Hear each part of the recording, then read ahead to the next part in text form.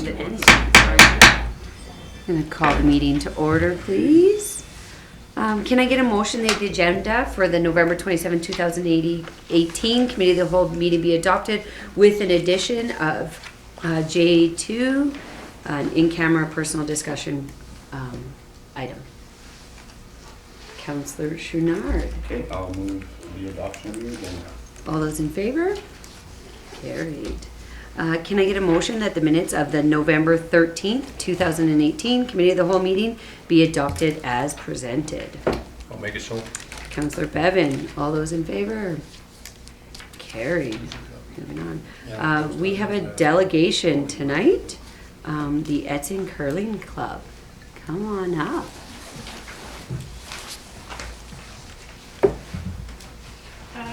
I'm Maggie, the president of the curling club.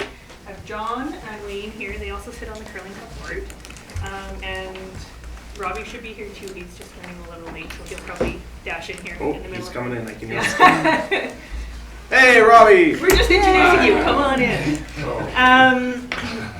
So we don't have anything fancy to present to you guys today. I sent out the just a little piece of paper with a few bullet points on it. I'm just going to kind of elaborate on those. All we want to do is promote curling in Edson and tell you about why we want to have a curling rink built in the new facility. Any questions about that? Okay. So curling in Edson. So the first curling club actually was built in 1807 in Montreal in Canada. We think curling kind of started in Edson around the 1930s. So the curling club used to be located in town where the fire hall is now. Back in the 80s, the curling club sold that land to the town so that they could build the fire hall on it, and the curling club was moved out to the rec complex at that time. So in the early 2000s, the rec complex was a hub of activity. There was full leagues for curling. On men's night, there was 2 draws that were full. Oilman's Bonspiels had wait list. There was a juniors league. There was competitive juniors curling. The rec complex was busy. It kind of dwindled with a period in the kind of mid-2000s. There was a bit of a bad reputation for the ice being poor out there.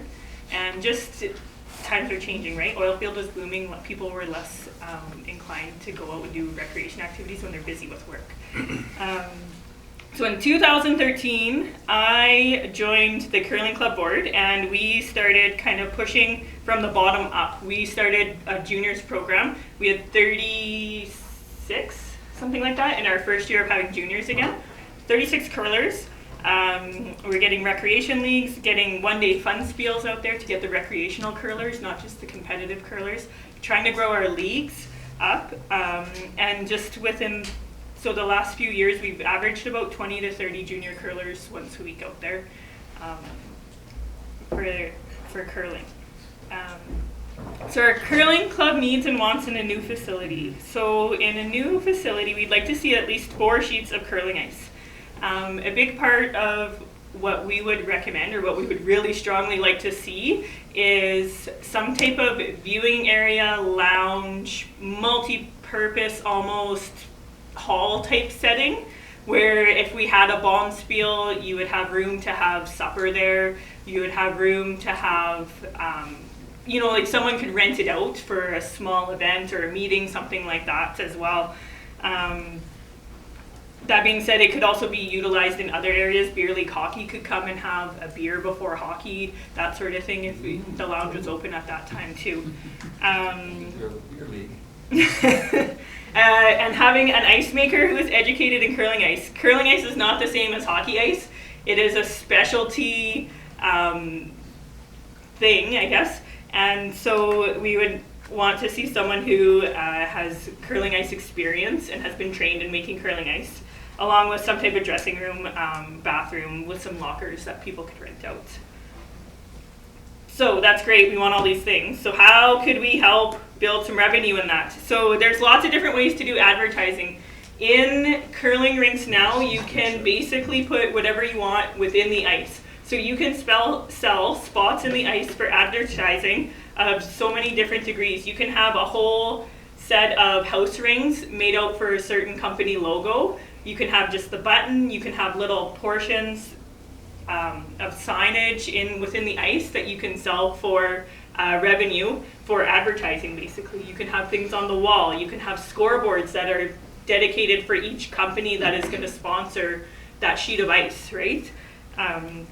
Creating advertising packages. Before the rec complex board folded, I think Nancy was working on those, creating packages. So what would a package look like out there for golf and curling kind of combined? But there's lots of different ideas around that sort of thing, right? Is how could you make an advertising package to get people to sponsor in ice, in the wall, at the curling rink to help generate some revenue or offset the cost of operating, right? I mean, it's at the hockey rink, there's advertising along the boards, along the walls, that sort of thing already. And then bar sales and a concession. So the bar could be open multiple times. It doesn't just have to be open around a curling event or curling hours. Like I said, beer league hockey could be supported through something like that. Different events it could be rented out for. So potential for larger events. So, I mean, there's no set stage as to what's going to be in this new facility. But if there was ever a hockey rink, say, built with kind of stadium-style seating, there is potential to have bigger events. So men's provincial curling, that gets those big names that go out to, like they're on TV in these Grand Slam events and stuff. They could come here and be featured in these curling events. However, we have to have an active club in order to be even considered for these sorts of things. Alberta Curling Alberta, will not consider having a town host these things if there's not a curling club there operating.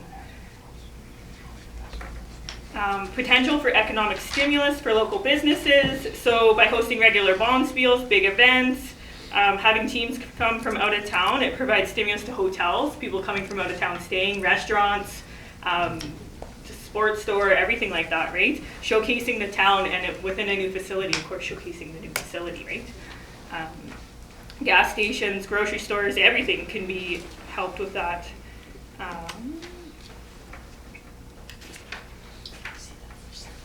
In the last couple of years, our women's bonspiel, so not this past year, the year before, we had a team from Fox Creek win it, so team from out of town, right there. And the year before that, we actually had Team China come and curl in our bonspiel, and they won it. And that's like actually Team China, not just people saying they're Team China. That was Team China, and those girls are now going on to the Olympics, right? So great, like there's lots of opportunity to have big names and big events here. So increasing physical health in all ages. Curling is one of the sports where we start our junior program around age 5, but you can curl up until whenever you don't want to curl anymore. There's stick curling, there's wheelchair curling. Curling can be adapted for multiple levels as you age or for just different disabilities as well. In our last bonspiel that we had 2 different teams in there that had grandchild, child, and grandparents curling on the same team. So 3 generations on one team. We had 2 different teams of that, which is great. So we're looking at if we had something in a facility within town, school-age children would be able to use it. Where the curling rink was now, outside of town, it was hard to get the kids out there, busing, timing, logistics of it. But something in town, kids can walk to, kids get to easier. That would promote junior curling, help in younger kids, and hopefully kind of recreation as they grow. Starting high school and competitive junior curlings again. So the last competitive junior curling teams in Edson was in 2004, and that was actually Robbie and I. Since then, there hasn't been any competitive junior curling.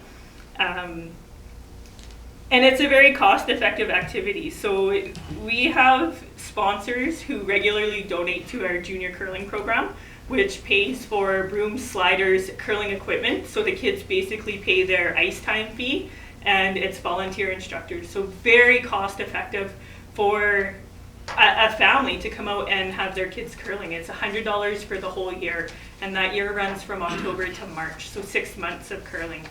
And that was just a fee that we set. I mean, we can fluctuate it. We haven't really looked at fee structures that much either.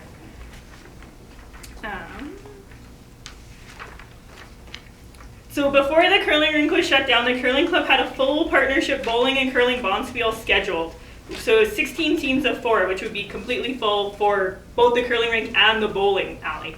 We had run this before the year before, and we had 10 teams, and it went over so well that we had a waiting list for people to come into that event. We were starting registration and promotion for the men's and ladies bonspiel. We were really trying to fire up recreational curling. We had our poker spiel, which was full, just in November before the rink was shut down. So we were really trying to promote the average person to come out and curl rather than those competitive curlers. Not that we don't want both, but that recreational curler is the person who comes, has a good time, spends their money. The competitive curler is more serious, and we have different events geared for different situations. So Curl Canada, John contacted them, and they have made us aware that the federal government has created a project for bilateral infrastructure funding projects with both provincial, municipal, and nonprofit organizations. So some of this money, if we were to look at going forward with this, could be applied for the help of funding the curling rink, part of the facility. That being said, is that this program is more around, I don't know what the word is, like making the curling rink more efficient, better, more user-friendly. So I'm not sure if we would totally qualify because now we're building a new rink. However, we're also building a new rink to replace our old rink, right? So we'd have to look into that a little bit more.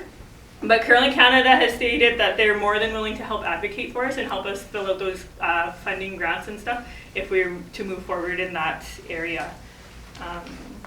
So there's been a few members of the curling club that have heard in the planning process that possibly if funds are tight that the curling rink could be axed from this multiplex facility.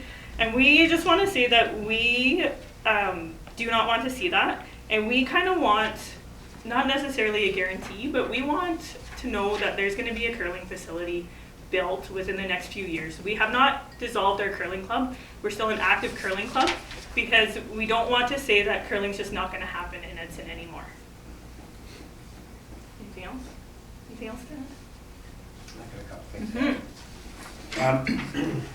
In conversation with Curl Canada, and I'm sure you've probably already taken this into account, but we were told there's programs available so that the heat from the ice plants could be used to heat swimming pools. I'm sure you've heard that, used that, and they also have programs to help access these. I don't know if you're aware of that. One of the other things we're concerned about is the recreation complex right now, as it currently sits, has 8 scoreboards on it that are perfectly functional and perfectly fine scoreboards, and I was wondering if the town is at all interested in taking those down and keeping them for a new curling rink. Because to buy new ones costs quite a few bucks, and there's absolutely nothing wrong with those. They're perfectly functional scoreboards. I don't know if you're interested at all on that. Rocks as well. There's still 2 sets of rocks out there. I think they were gone. Yes, I heard. Yeah. Carry on. And as Megan has stated, though, is that we just want to know if this is actually true, from what I hear from the town council, that if the funds are tight, that the curling rink possibility of being axed from this project. Okay, thank you. All right. Mr. Sahara. All right, so thank you very much for your presentation. Obviously, we are in the early stages of the new facility. What I can tell you is that as a part of the MOU with the county, we both have equal say. So the county has 50% say, and we have 50% say in terms of what will be built. And as a part of the agreement or the work that we're doing with our consultant, curling is a top priority. It's a part of that facility. There are a number of optional things or wants that would be cut first. I can only speak for myself personally, and it makes no sense to me to build a new facility without curling. We have taken away curling from our community, and it's important that we replace it. Be a smaller ice surface, obviously. I think we're looking at 4 sheets, but that's just one voice, one person around this table, but curling for sure is a top priority for me, and I would have a hard time supporting something that didn't include curling. Thank you. Councillor Bevan? Through the chair, thank you for the presentation. I'm on the same wavelength as Mayor Sayre here in that. I used to curl quite a long time ago till my knees give out on me and I don't do it. But I know as of sitting on the rec board here in the last time was that you guys done just about everything possible to go out and get curlers to come out here, and you struggle in that. You know, so kudos to you guys. I'm also on the same page that out there we have the score clocks, because I believe I talked to Maggie here a little earlier and I was wondering if the score clocks were taking out the rocks, the bumper pads, all our machines and everything else was out of there. I mean, I know the contractor has put a bid in that some of the stuff will be his to sell, but I think for our curling facility here and that, there's stuff that we can use in our new facility when we build it, and that is part of it. Those score clocks, boards are not cheap, like John said, and there's other stuff in there that we could be taking out to put into our new facility here and that. I agree that, you know, we need to bring curling back. We have to have I'd like to see our schools get involved, if they could possibly put in their curriculum and that start coming out, as we have had some very good curlers come out of our curling system here from our schools all the way up to the adults and that, and there is still some good curlers out there in that right now, and they want to curl, so. Yeah, they're tough to beat on Thursday night, yeah. Exactly. Exactly. Yeah. So for sure. Councillor Schnarr? Yes, actually, thanks for your presentation. I also believe that curling should be part of it, but I mean, virtually dollars talk. Now, with the curling, when you talk sponsors, do you have any sponsors out there that said, I would be willing to put up X amount of money to help guarantee the curling that's happening? Because we do have projects to plan, and I'd like to see curling, but at the end of the day, we only have so much money to spend. So I think if the curling club had a sponsorship, a major sponsor that was moving forward, that was willing to put up a check, that would help clinch that. We haven't approached anyone for it at this time. Okay.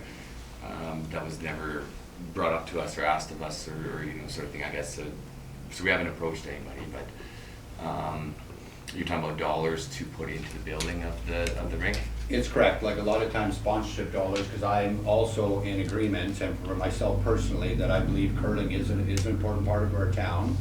And I mean, by building, once we put in an ice plank for hockey and curling, that does cut the cost, but at the end of the day, we still have to put up a part of the building. So as we get the numbers in, you know, so for me to sit here and guarantee you, I cannot guarantee you. We gotta wait till the figures come in. Do I like curling? Yes, I believe it is part of our community, but that's just thing is, if you had someone that said, hey, I'm really strong curling, I'm gonna bring a check forward, that's gonna help to move this forward better, because we have to make tough choices, and like the mayor echoed, it's not just us. We have equal partners and they have equal say to us. If I may, Richard, just to add to that, I think it's perfectly appropriate for the curling club to seek support from a corporate sponsor, but I would just be very cautious in terms of making any commitments or that type of thing. Often with projects of this nature, there is a kind of a sponsorship program put in place for the whole facility, and so I just want to make sure that any commitment was able to fit into that structure, and administration would be happy to have that conversation if you do decide that that's something that you want to pursue. No, actually, thanks for the comment, but that's mean, if you do have people interested, of course, there's proper procedures, but it does help your cause. Councillor Wilkinson? Thank you, through the chair. Thank you very much for your presentation. I just found that very interesting, and isn't it sad that that's the last year of competitive curling? Now, with your number of junior curlers, I'm sort of surprised how few actually for such a cheap sport, like when it's just the $100. Now, if and when it moves into town, do you have plans to try to work with the school division to see if they can possibly incorporate curling in their curriculums so that you can have more kids on the ice starting to enjoy this sport? Yeah, we already have that in place. We did have the schools come out there. It's just logistically it was very hard for them to come out there. So they could only come out twice. They couldn't afford the busing. They couldn't afford the busing. It's time because, you know, if they have a 45-minute block for phys ed, then it's 10 minutes out there, 20 minutes, 30 minutes on the ice, 10 minutes back, right? So it's just a lot of logistical things, whereas if we're in town, it's closer, easier to access, then there might be more time for them to be able to get there. They are more than willing to. Mark Maris from the high school has no problems bringing his kids out there to curl, and he wanted us to. I would add to that too. It was PCHS, the Christian school. Holy Redeemer had one girls' phys ed class that came for several years in a row. Pine Grove had come out the last year for the first time in a long time, so we had them coming out. So they brought every single one of their classes out for one session. So we did have that. It does make more sense when it's in town, and we can make that stronger. But we did have the school's input. The number of junior curls, I'd say too, is we were rebuilding a junior program from scratch, right? So those 36 kids were all brand new curlers, and were all curlers that we brought out. Some stayed in the sport, some they didn't maintain. But when you can't go after older kids because their friends don't curl, things like that. So we were starting with a brand new group that was moving through the system. So I would have suspected the numbers would have been lower right off the beginning, right, till we rebuild that whole program from scratch. There was a couple parents who commented about the rec complex being out of town because they have multiple children, so this kid's going to curling, this kid's going to dance, they have to go drop this one off, get back here, get back there. So just in town would logistically make it easier for those types of multiple child Then parents. walking distance. Yeah, exactly, right? Or it's not a across town sort of So I think, drive. it's crucial that you get the young people or else there's no future for this, there really. I just recently was in Ontario and I asked around about curling and they said it's really on the upswing down there. So hopefully it's really going to catch on again because it is a great sport for the money. And also, I believe it's Wayne, I'd just like to thank you when I was on the former council and we had the big meeting at the Legion. You did speak up and you spoke about our tentative buyer wanting to cooperate with you and I appreciated that. So thank you for your cooperation through the club. Thank you.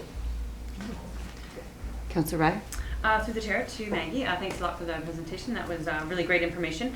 And I also side with what Mayor Zahara said, right? I'm only one voice on multiple people that are voting on this. I don't want to see, I feel that it would be unfortunate if we knock one facility down, not to include another facility. But right now, we all have the same information. Council, I don't think is privy to any more information about what's going to be out there other than what was listed on the media on October 23rd, right? So, until we know information, we can't make a decision, right?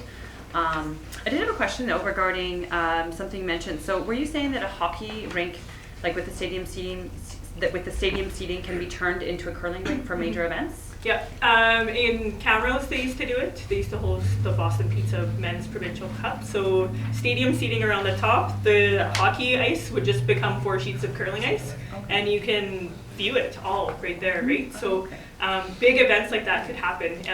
Drayton Valley has probably a rink that would be somewhat similar to what we would possibly have here. But totally, it would be simple to put curling ice in for a week or whatever, right? I mean, it would be scheduling changes to the hockey rink, but to draw in that crowd, it's very easy to do that. Okay, all right, thank you. Councillor Sorensen? Great presentation, Maggie. I just want to say I used to be a member of the curling club back in the boom, I guess it was, in the early 2000s. Your knees too? No, I'm fine.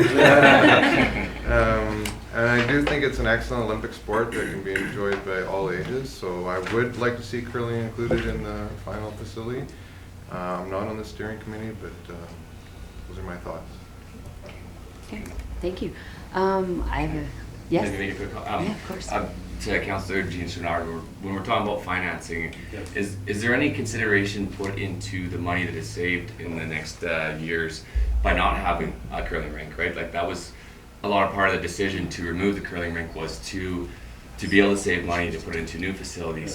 So us being the user group that is losing our home, is there any consideration to some of that money being considered to us keeping curling in this town? Okay, answer this question.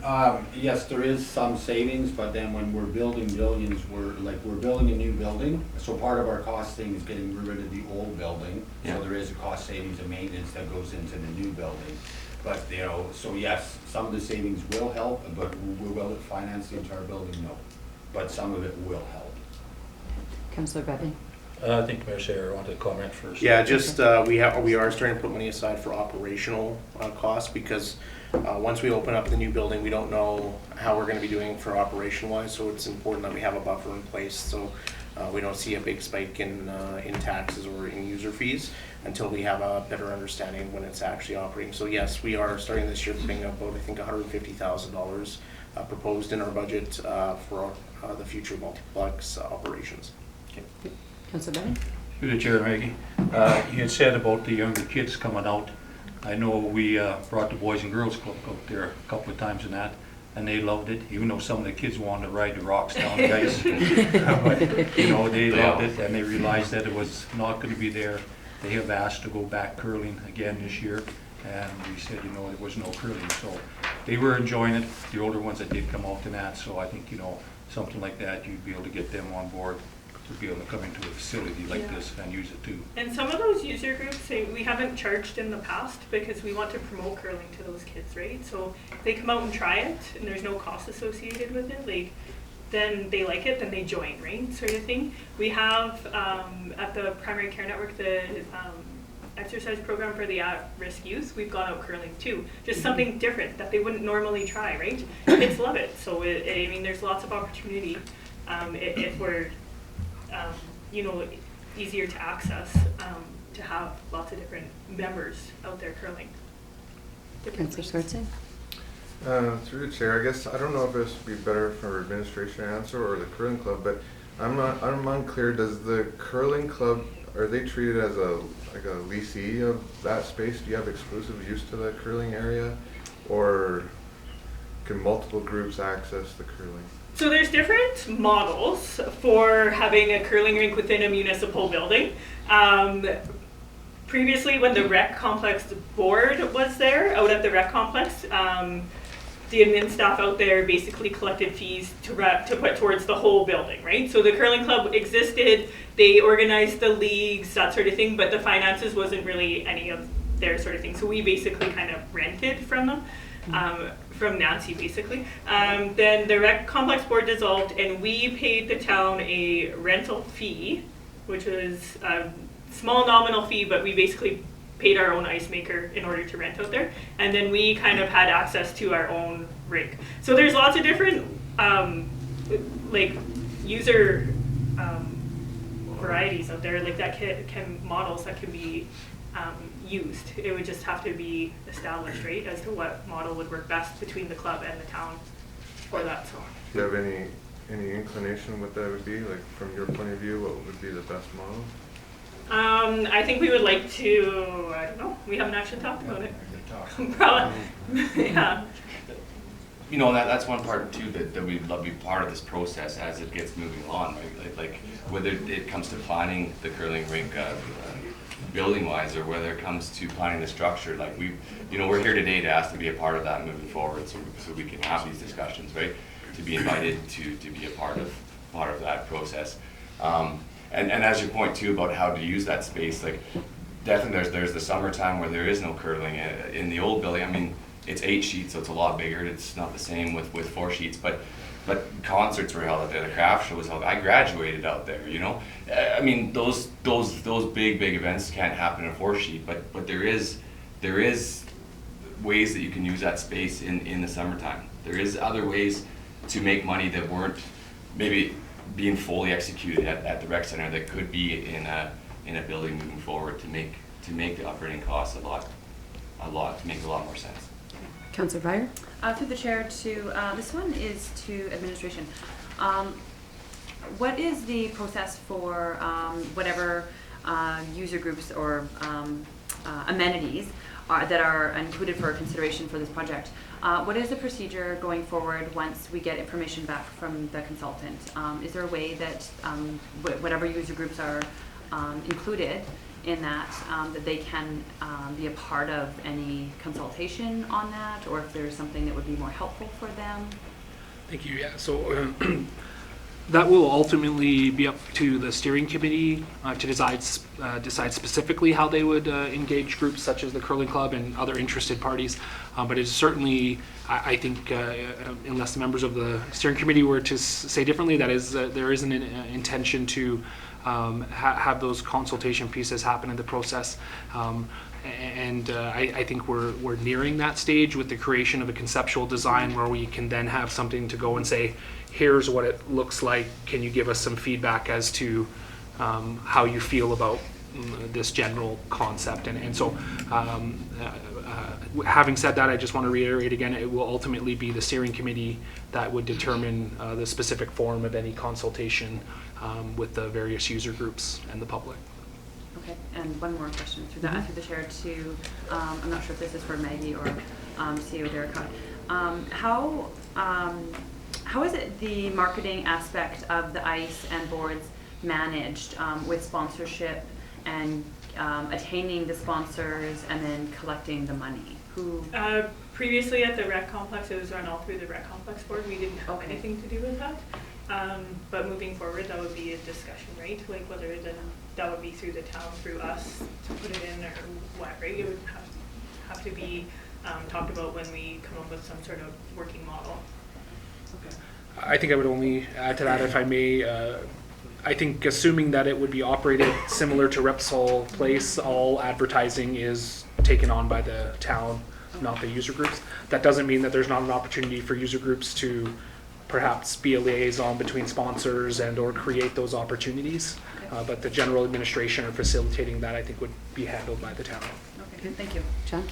I just wanted to make a couple more comments, just in the conversation earlier about curling. Most curling events, major curling events, take place on hockey arenas. That's just the way it is now for seating, in that a curling rink is 126 feet long, and so it leaves lots of room at the end for a bar or a lounge or something, and there's good seating on the side of hockey arenas. So they almost all take place in hockey arenas. Now, curling rinks are generally not set up to handle lots of spectators. In conversation with Curl Canada the last couple of days, they refer to a curling club with no viewing lounge area as the European model, and they say that from their information, they said that they're finding that a lot of these curling clubs without a lounge are really struggling to attract curlers, to maintain curlers to be there. Part of the thing about curling is the atmosphere of the rink and the after game, sitting and watching the next game and sitting and having conversation with the people that curl. And also, over the years, I've curled for a lot of years, and curling tends to attract a different crowd than hockey or swimming or skating. And so you get a lot of people that come specifically for curling. So they aren't generally taking part in a lot of the other activities in a multiplex, and curling will draw them in. You'll get a different crowd that comes to a lot of different things. So those people also feel included in the new multiplex that is being proposed. Sorry, through the chair to administration. I really like the point that they brought forward about their scoreboards being in good shape and everything, and I don't believe the company we've hired is into salvaging things. So hopefully somewhere we can get in and take some of that down, as well as the chairs and tables and curling rods. All those things are expensive to start again, I think. So to me, it seems sort of senseless to let them just be destroyed.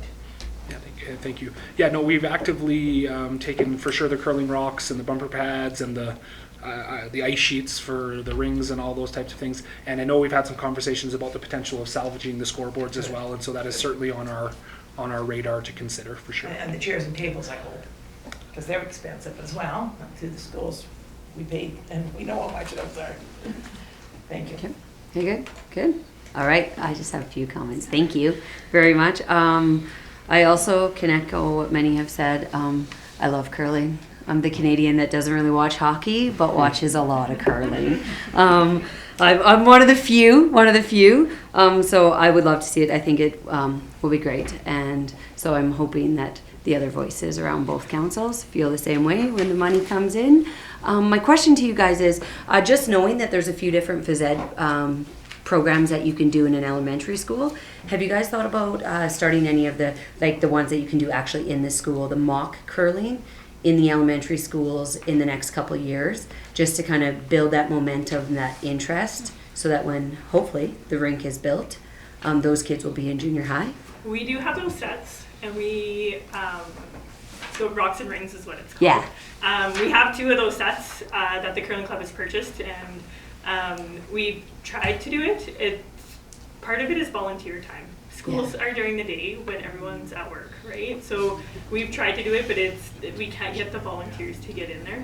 We certainly have a lot more time on our hands though for the next few years. But yes, and we, when we do junior curling, we do that. So if there's kids coming and watching, we set out our Rocks and Rings so that if there's parents, they can kind of play against their parents at our Christmas party and year-end wrap-up and stuff like that. So we do have those sets that we can and would like to utilize. It's hard when everyone works, right? And absolutely, it's gonna be a hard few years, but, you know, if we're in this new building, we're gonna be ready to hit the ground running, right? We want, you know, Yeah. we feel like you know, this junior program, I don't wanna point on that, but it's unfortunate that we've had to pause, but when it comes time to start over again, we'll be ready to push and get those kids right back in it and get right back on running ahead, so doing that in the school would be a good move Perfect. too. Yeah, it would be nice to see some of that momentum, so it's not lost in the last couple of years with the young ones. Thank you. And I would just add to that, I think in terms of time frame on knowing whether or not curling will be in there, that time frame is not very long. Certainly within the next 6 months for sure, I think that decision would be finalized and you would know one way or the other. And so I don't think the wait is very long to have either confirmation of its inclusion or consideration of what it looks like if it's not in there. That's happening relatively soon. Cool. Right. We're here to say today that we will really want to be in that new building, and we'll do anything we can to be in that new Perfect. building. Well, thank you very much. Do you guys have any last questions for us? Oh, sorry, Councillor Bevan. Sorry about that, through the chair, John. You know, very interesting what Curl Cannon had to say. I would have never thought of, you know, putting like a bar or someplace in there like that would bring the curling back up to where it would have been a few years ago. So as a person sitting on the steering committee, you know, I'm interested in hearing anything that we can get our hands on for any kind of information on that. So if anything comes up like that, please let us know or whatever. We'll be sitting down in the new year, February here, to look at it and reaching out to probably the groups, however we want to reach out and asking them for their input or stuff like this and that, and go from there. But something like that, you know, is very useful for us to know for sure. And there's different models around running a concession or a bar as well, right? So whether the town runs it, whether the curling ring runs the bar part, or however that works. There's lots of different models around those sorts of things too.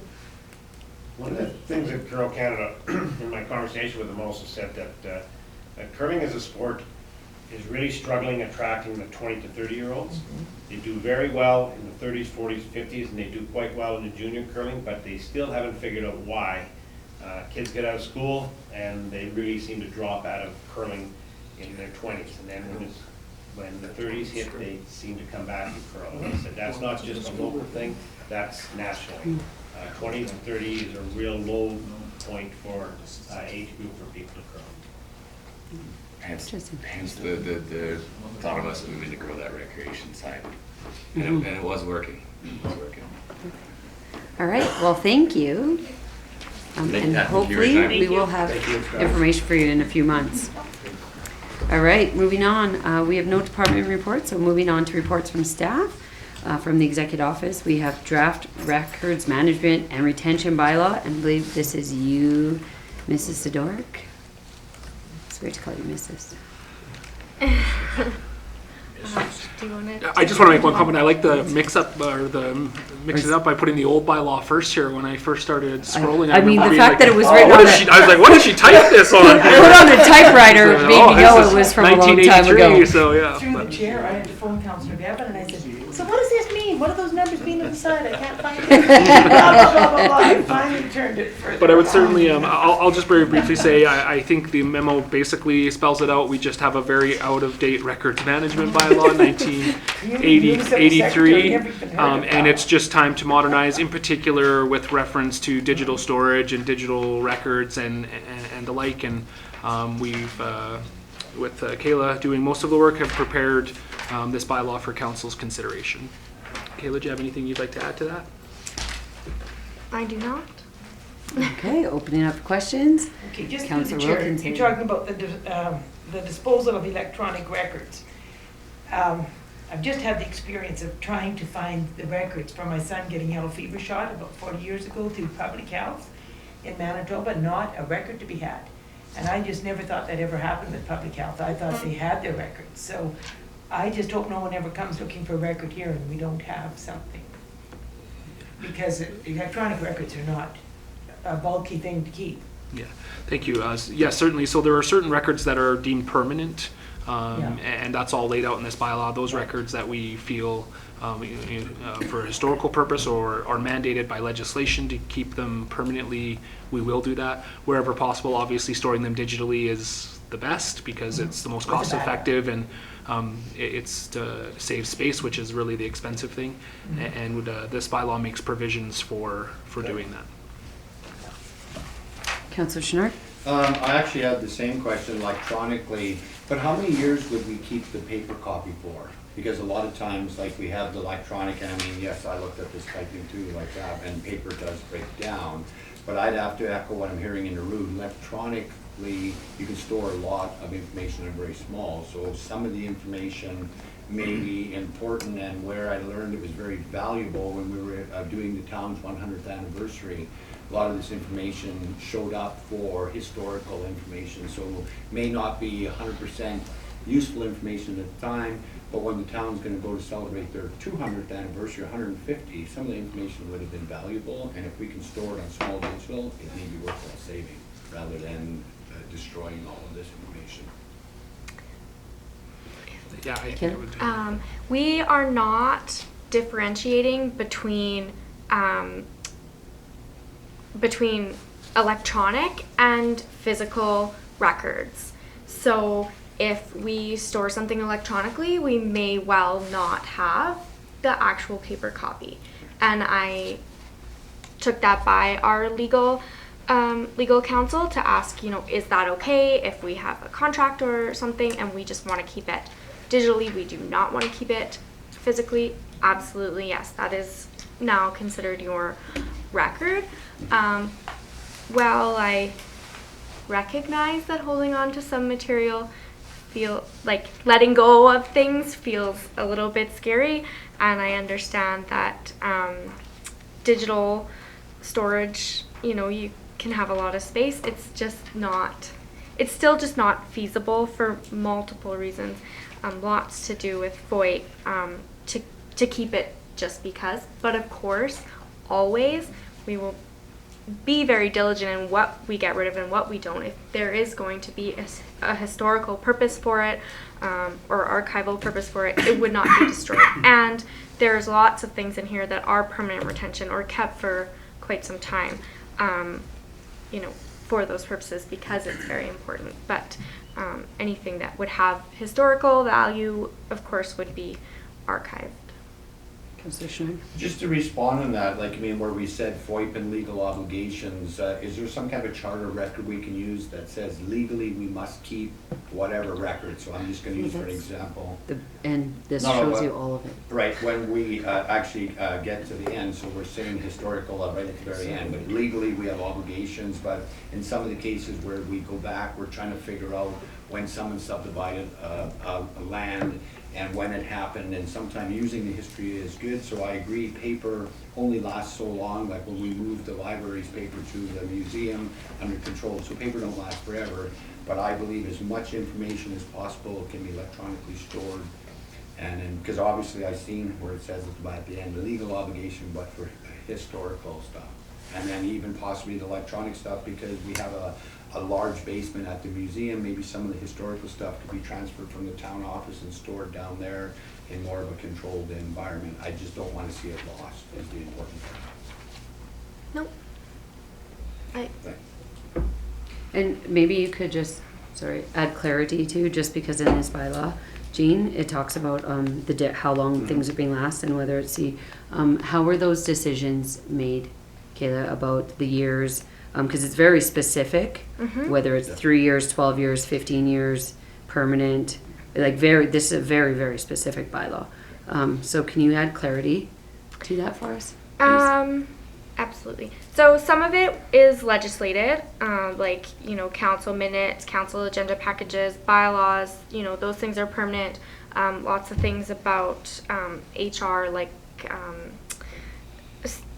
employment records and stuff, that's all legislated, how long you need to keep it. Lots of it is fairly arbitrary. There's no legislation. So we kind of looked at our processes. How often do we look back at these things?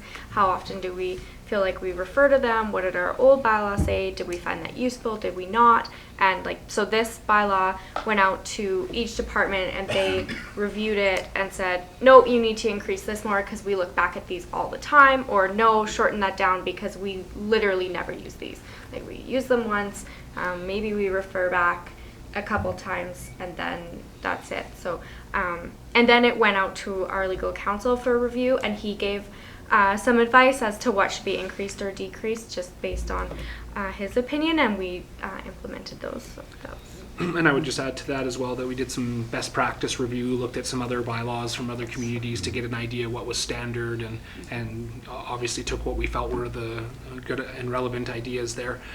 From the legal sense, other than what is legislated, what becomes important now is that you follow your bylaw. So if you say you're going to have it for 5 years, that you actually keep it for those 5 years, and as long as then you follow the schedules outlined in your bylaw, then you're in a good position. Perfect, thank you. Councillor Byer? Through the chair to administration, thanks for bringing this forward. I think it's good to update it to the digital age. I had a question regarding recreation parks and facilities on page 12 of 16. It has the building, and from a maintenance background, it has the building maintenance plant logs only to be kept for the current year plus 3 years, and then a few lines down, it has parks, playgrounds, and outdoor ice quarterly inspections, current year plus 10. Why such a low number for the building maintenance and plant logs when so many things can be traced back to like if an issue happened, from my experience, if an issue happened, you can trace it back to when something possibly was, either done with maintenance or wasn't done with maintenance. Yeah, so if I may, I think we would have to probably check back at the department level just to get a very specific answer to that. But we asked them to review that, and certainly their feeling was obviously that 3 years was sufficient in terms of giving them the historical data that they were comfortable with. I don't believe there was anything beyond just kind of that evaluation that was done in this one, unless Kayla, you're familiar with that. But the park playgrounds inspections, why is that being kept for so long is for legal liability reasons, so that we can demonstrate due diligence over a period of time. And so that's why that's quite an extensive record there. Well, and if I might, and I might look at Jim, but we were having a conversation about this, and I think that our parks manager had indicated that there's some legislation that those ones have to be kept. So there is legislation with regard to the parks playgrounds one, that it needs to be kept for that long, and the building maintenance one, there is not. Okay, so. But we could re-look at that. Okay, yeah, through the charge of administration, I just feel that, I understand if the playground one or parks is legislated, but that the building maintenance is also a really, really important thing to keep track of. Because if something went wrong, then at least you have the historical data to say, what did we do well and what did we not do well. So. Yeah, absolutely. Thank you, and absolutely, we appreciate that. And I think, if I made an additional comment that is not directed specifically at that, but more of a larger concept. One of the challenges that you run into with digital storage is just because you can keep it doesn't necessarily mean you should. And even though digital storage takes up small physical space, it can still become cluttered and it can still become hard to find what you're looking for. And so it's always a balance between keeping what is useful and relevant and helpful versus just having so much volume of records that it becomes difficult to manage.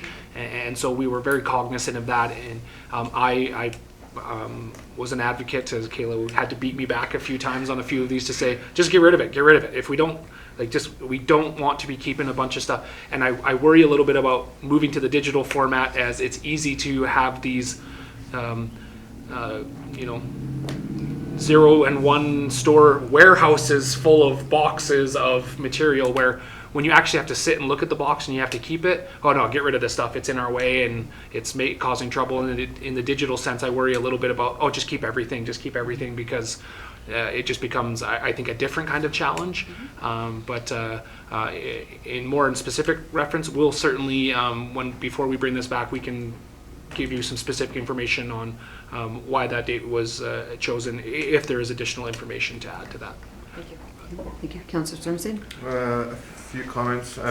First off, on digital copies or digital record keeping, I encourage our administration to go as paperless as possible. In my opinion, it obviously it saves space and the money associated with using up space, but it's a much better security system. You can have backups, and if this building burns down, we'd always have a copy on the cloud somewhere, so it's a much safer system. I do worry that there could be some historical value of handwritten signatures from the mayor or council that the museum might be interested in, so maybe we could run this by the museum and see what types of documents they might find useful in the future in keeping a handwritten copy indefinitely, or give it to them to store. And thirdly, the CAO authority section seems quite broad. So I'm wondering, like I said, the CAO has the authority to manage, retain, and is responsible for security. So that doesn't include deletion, is that true? Or destruction? The section specifically that you're Sorry, looking at? 3.1. Thank you. Yeah, okay. Yeah, I would suggest that I think whether or not it's specifically mentioned there, that the destruction is absolutely under, if this bylaw is passed, does belong under the authority of the CAO as Later on, described there. it states like you have to have so many people in the room when you're actually hitting the delete button, but maybe we can make this clear as well. Yeah, and I think this is more just a general, that it's my responsibility to ensure that this process is handled appropriately and that the bylaw is followed. I certainly wouldn't be participating in, necessarily the physical acts of the records management or the digital acts, whichever they may be. That is, I think, intended to be the more general authority to manage this process. Kayla, unless you have anything to add to that? I guess I'm not quite sure what you're looking for specifically to be added Maybe in after here. that comment, maybe I think this 3.1 should talk about how the CO is responsible to make sure the bylaws and the policies are being followed, not giving him overriding authority to manage records and retain and secure those records. Does that make sense? Or maybe I'm misreading it. Yeah, I think that is the recommendation of legal counsel, that it is written that way, and that counsel is specifically delegating, as you do with most authorities, to me specifically, but I do not personally ensure. It's just my overall responsibility to ensure the legislative requirements are met, and whether they're municipal bylaws or larger, either federal or provincial jurisdiction as well. Mayor Saher?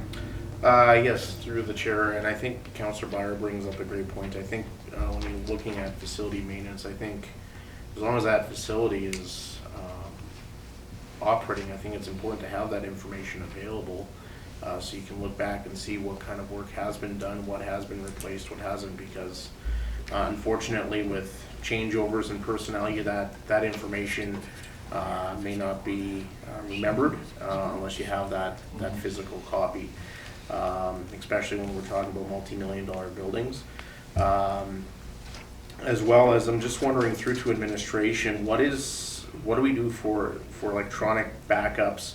Do we have, and I think this may have been answered previously when we had a discussion with this, where do we store backups, and do we have an offsite on the cloud backup system, so that if unfortunately we get a cyber attack or we have something happen to this building, that information will still be available? I know that Slave Lake had a horrendous time after their municipal office burnt down. So thank you. Unless Sarah thinks she can answer to this with full deal, I think it would be best for us to gather that specific information from Giles and bring that back. But it is a combination, in a general sense, it's a combination of a number of things. One of the things that we've asked of council is having the servers upgraded to have a dual server, so if there's a physical failure of a server, you already have a backup. That needs to be done in conjunction with other forms of storage, including the cloud and those other things that are available. But I'd prefer to just get the specific details before answering that question, unless. No, I think if I may, through the chair, I can talk with Giles and we'll actually bring a presentation to committee that will then, we will then all understand exactly what's happening with the backups. I believe there is a combination of in the cloud. We also have a physical backup that is stored off-site and changed over daily. So there was also that as well. So there are a number of different backup layers, but we'll prepare a report that will show exactly what those security. Perfect. Thank you. Councillor Sorensen.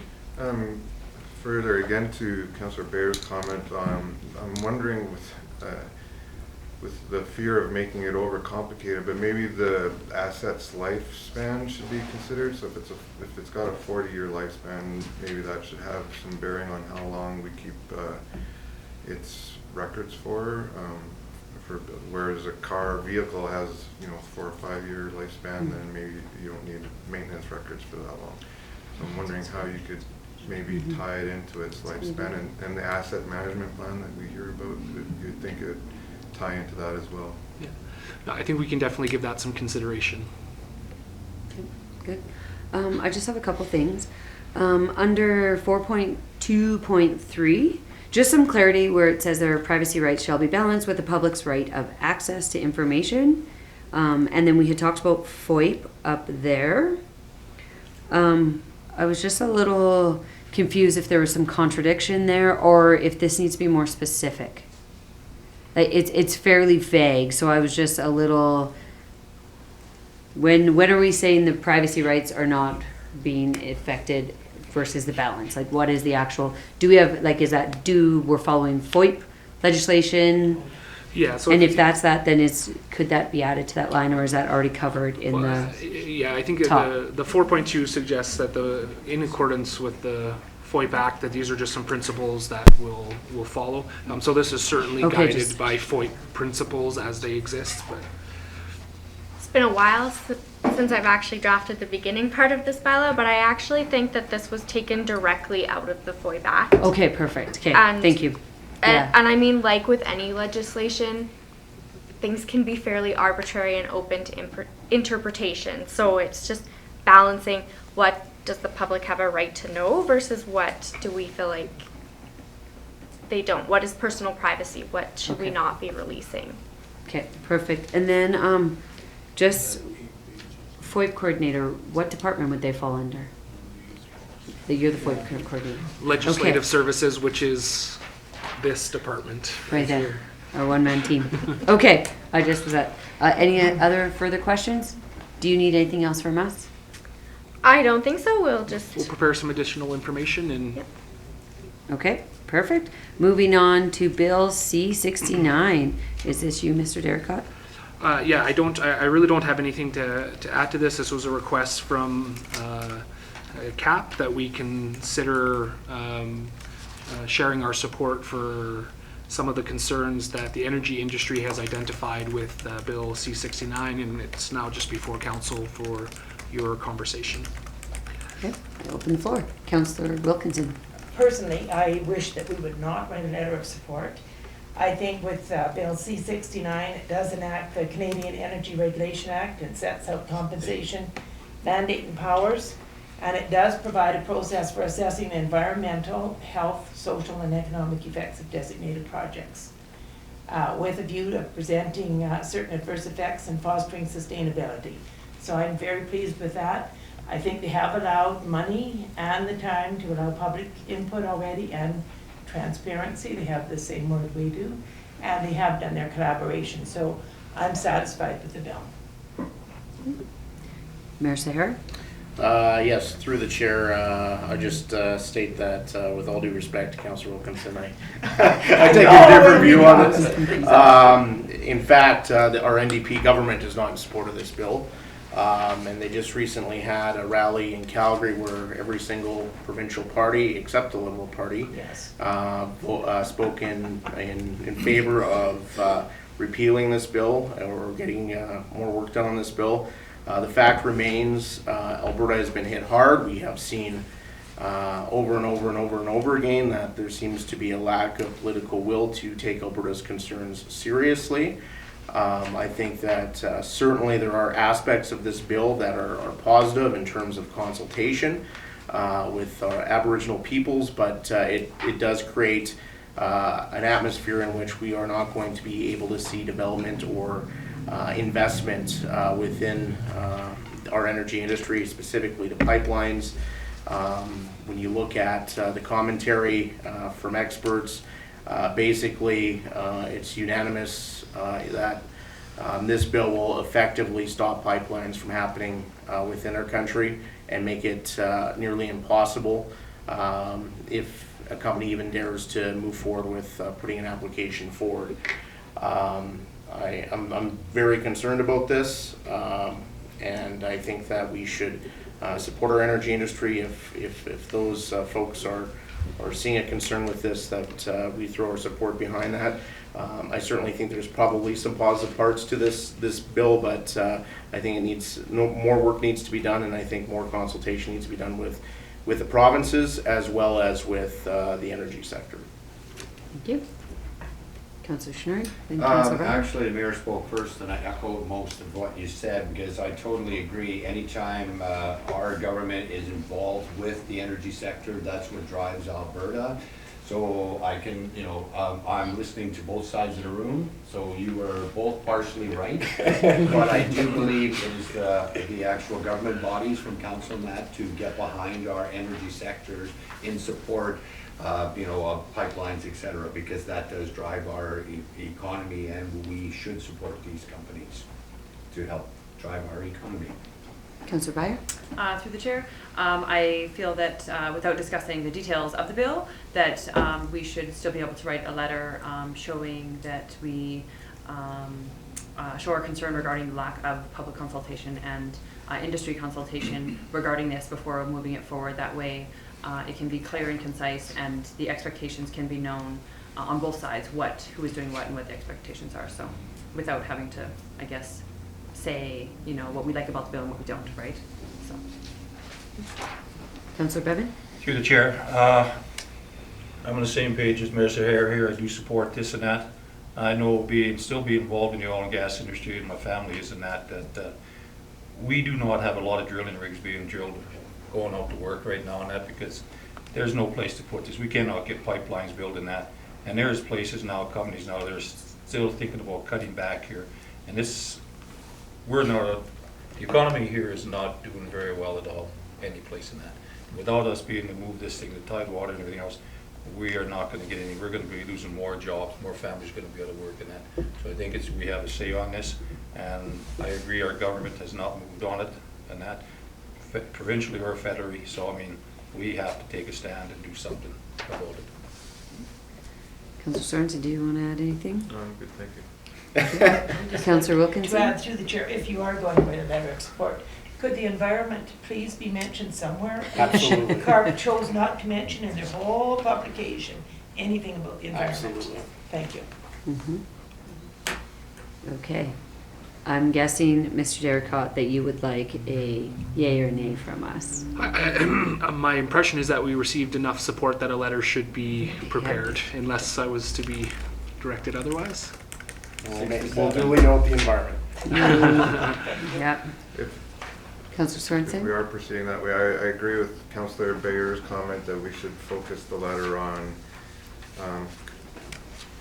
conceptually what we support and that we think will help the economy of our region, and not get burrowed down into the wording of a federal bill. Thank you. I would echo that statement. All right, good enough. Okay, moving on to corporate services, the proposed 2019 budget. Mrs. Bittner, Ms. Bittner.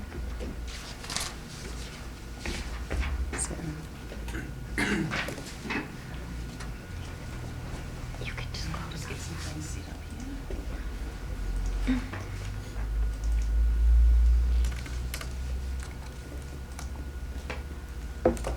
Hi. Good afternoon, everyone.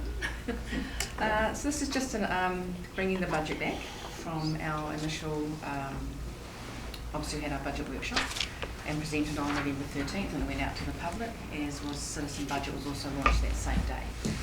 So I said that I prepared a short presentation, I'll say it's a shortish presentation from Citizen Budget compilation. I pulled this down this morning. So it's the first year we have done this for the town of Edson. Launched it 2 weeks ago, and as of this morning, we had 26 responses, which for the first year is actually not too bad for only having it open for 2 weeks.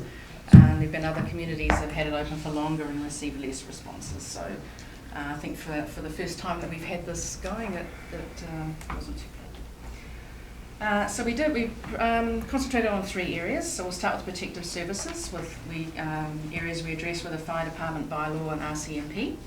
So I've started with the comments received, and these are just cut and pasted from the, I'm so sorry, I'll just cut that off, from the Citizen Budget tool.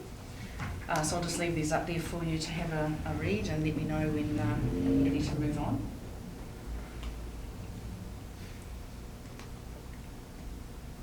So, Ms. Bittner, this is just protective services, correct? This is just protective services, yes.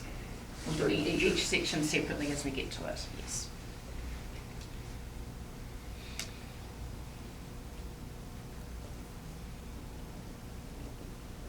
And next we'll see some of the data for protective services? Yes, that's coming on the next slides, yes. Okay, so if I'm ready to move on. I can also send this out to you afterwards. It wasn't in your package because I wanted to get as much information as I could for today. So we start with the fire department. As you can see, everyone sort of starts at that, if you've been into the citizen budget, starts at the 100% mark, which is what the budget states. And then they choose a percentage of either lowering that or raising that. So then I took the data, and you can see with the fire department, 31% voted to lower, 58 was stay the status quo, and 11 for increased funding. So I've done this for each of the departments as we go through. So for bylaw, 35 for lowered, 42 for staying status quo, and 23 for increasing. With the RCMP, 19 for lowering, 58 for staying status quo, and 23 for increasing the funding. So any questions on protective services? Okay, I'll move on to community services. There's 2 pages of comments here for community services. So we'll just give a few moments to have a quick read of that page.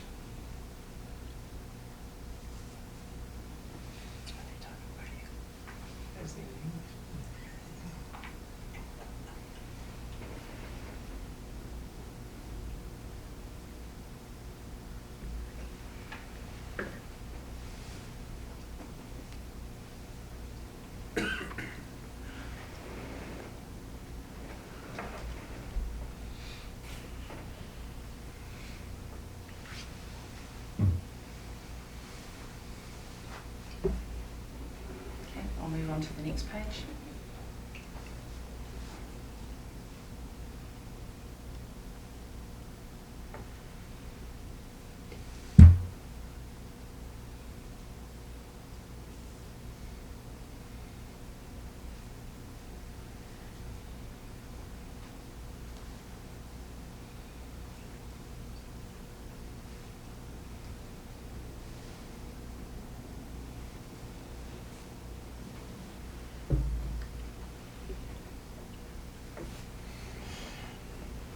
So that were the comments for community services, and that was the areas we addressed there were FCSS, parks, community development, and Repsol Place. So the graphs that we received from the input for these areas, FCSS had 38% for both lowering and staying the status quo, and 24% for increasing that funding. Parks actually had 42% of the people voted to lower the funding, 27% to stay status quo, and 31% for increased funding. For community development, 31% for lowering, 46% staying the same, and 23% for increasing. And for Repsol Place, 27% for lowering, 58% for the status quo, and 15% for increasing.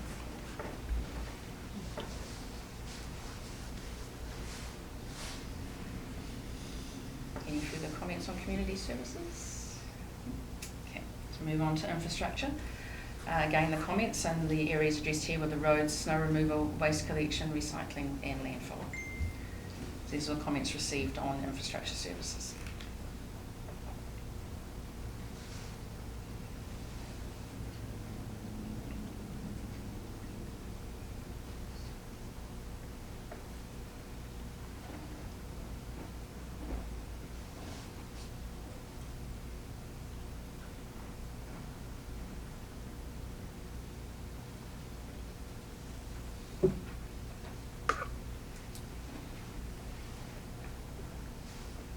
Okay, so if I'll move on. For the roads and snow removal, only 7% for lowering, 54 for staying the same, and 39 for increasing the funding for that. Under waste collection, 23 for lowering, 65 for the status quo, and 12 for increased funding. Move on to recycling. There was 69% voted for lowering the funding, 23 for staying the same, and 8 for increasing the funding. Landfill was 46 for lowering, 50 for staying the same, and 4 for increasing the funding.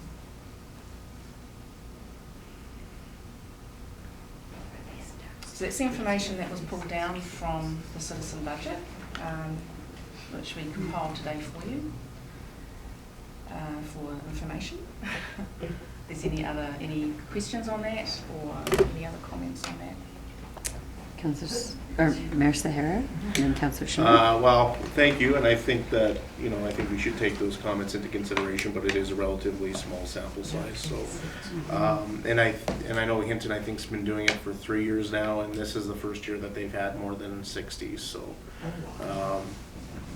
So I think it takes a while for this sort of thing to grow. But I appreciate the administration taking the time to put this together and present the comments. Councillor Schnurr? I don't know if I should comment on this or not, but I just hope people realize when you take funding from recycling, you increase waste. We have so much product coming out, it's either recyclable or not. So it's kind of like playing with the slinky. So if you cut one, the other one will increase. So just looking at the stats, and that's my comment on that. Councillor Sorensen? I too am extremely disappointed in the response rate. I think we need to approach this better. There's got to be a way to get more than 26 people in our community to respond to this. If we have to go door to door, I'd rather spend money on that than this is not enough to go on for tonight. Councillor Schnurr? I bet you if we ran that survey when people got their tax bill in June, we'd have a different response. Right now, people aren't looking at it, but if we ran it for information purposes and asked the same question in June, we'd probably get a lot more respondents at that time of year, just for information purposes. Councillor Wilkinson? Yeah, I'm disappointed that it's even based on so few people, really. And again, in some cases, I don't know what knowledge base some are from, because yes, it's nice to have curbside recycling, but where's it going to go with the doors shut from China for commingled? I just don't quite understand that, but it's interesting. Councillor Revy? Through the chair. I'm not surprised that we got this low in numbers, because seeing other boards and stuff like that, we have asked for help through the community and input, and we have not got it. The one thing was, I can't remember now, BSN, we had it going good. We wanted help there. We wanted input from anybody in the service industry or stuff like that. Oil and gas, they didn't come out. We didn't get it. They ended up folding. So something like this does not surprise me. I don't think sometimes residents don't realize when you take something away, somebody's got to pay for it, and it's going to be, taxes are going to go up and stuff like this, so we have to be very careful. So this is good information, but I don't know how we're going to get it out there any better than what we do. It's, you can put it on your water bills that we're going to do it or whatever. Maybe that's a way of doing it, saying it's coming up. But other than that, it doesn't surprise me at all. Through the chair, just one thing I didn't put on the listing here was with Citizen Budget, you can see how many people actually click on it and look through it and how many actually respond. And we had over 120 people actually go to the site, but only 26 had actually submitted at the bottom of the site. So that was just for comparison on that. Councillor Breyer? Through the chair to administration, thanks for doing this up. And unfortunately, it's a low number, a low sample, I guess. But I will admit, the first time I went on it, I didn't realize that there was a submit button on the bottom. And then when my fellow councillors pegged on me for not filling out the survey, I took a second look at it. Because I filled it out too. Okay, I didn't fill it out. And so I think there's maybe some learnings to be had with that for sure. And then maybe letting the residents know that it's only 2 weeks, like really stressing on that this isn't available all year long. This is your opportunity to have your real say, right? And it was new for you guys, right? And it's new for the residents. So, maybe with more communication directed at that, even afterwards saying, hey, like this is important, right? And, if you want to complain about your taxes or to have the input, this is the time that input really counts. So, but I certainly appreciate it. Thank you. Councillor Wilkinson? Through the chair, there's also people who aren't computer literate, who wouldn't have filled out the survey at all, and yet they're taxpayers. So I guess, again, did we reach the people we needed to? My question. Councillor Sorensen? I guess my takeaway is that there isn't a large proportion of the population out there that's unsatisfied for what we've proposed, or they would have submitted something, either written or they would have came in and used our display right here in the office if they're really upset. So that's the takeaway I get from it. Mr. Jacott? Yeah, this is a dynamic that is not new to us. We always struggle with this. I do not believe this is a communication problem. I believe that this is an engagement problem. We can only fulfill our side, and I'm not saying that we don't try to learn or grow or try different things or those types of things, but we ought to know by now, or we do know by now, that it is a challenge to get people to give us meaningful feedback.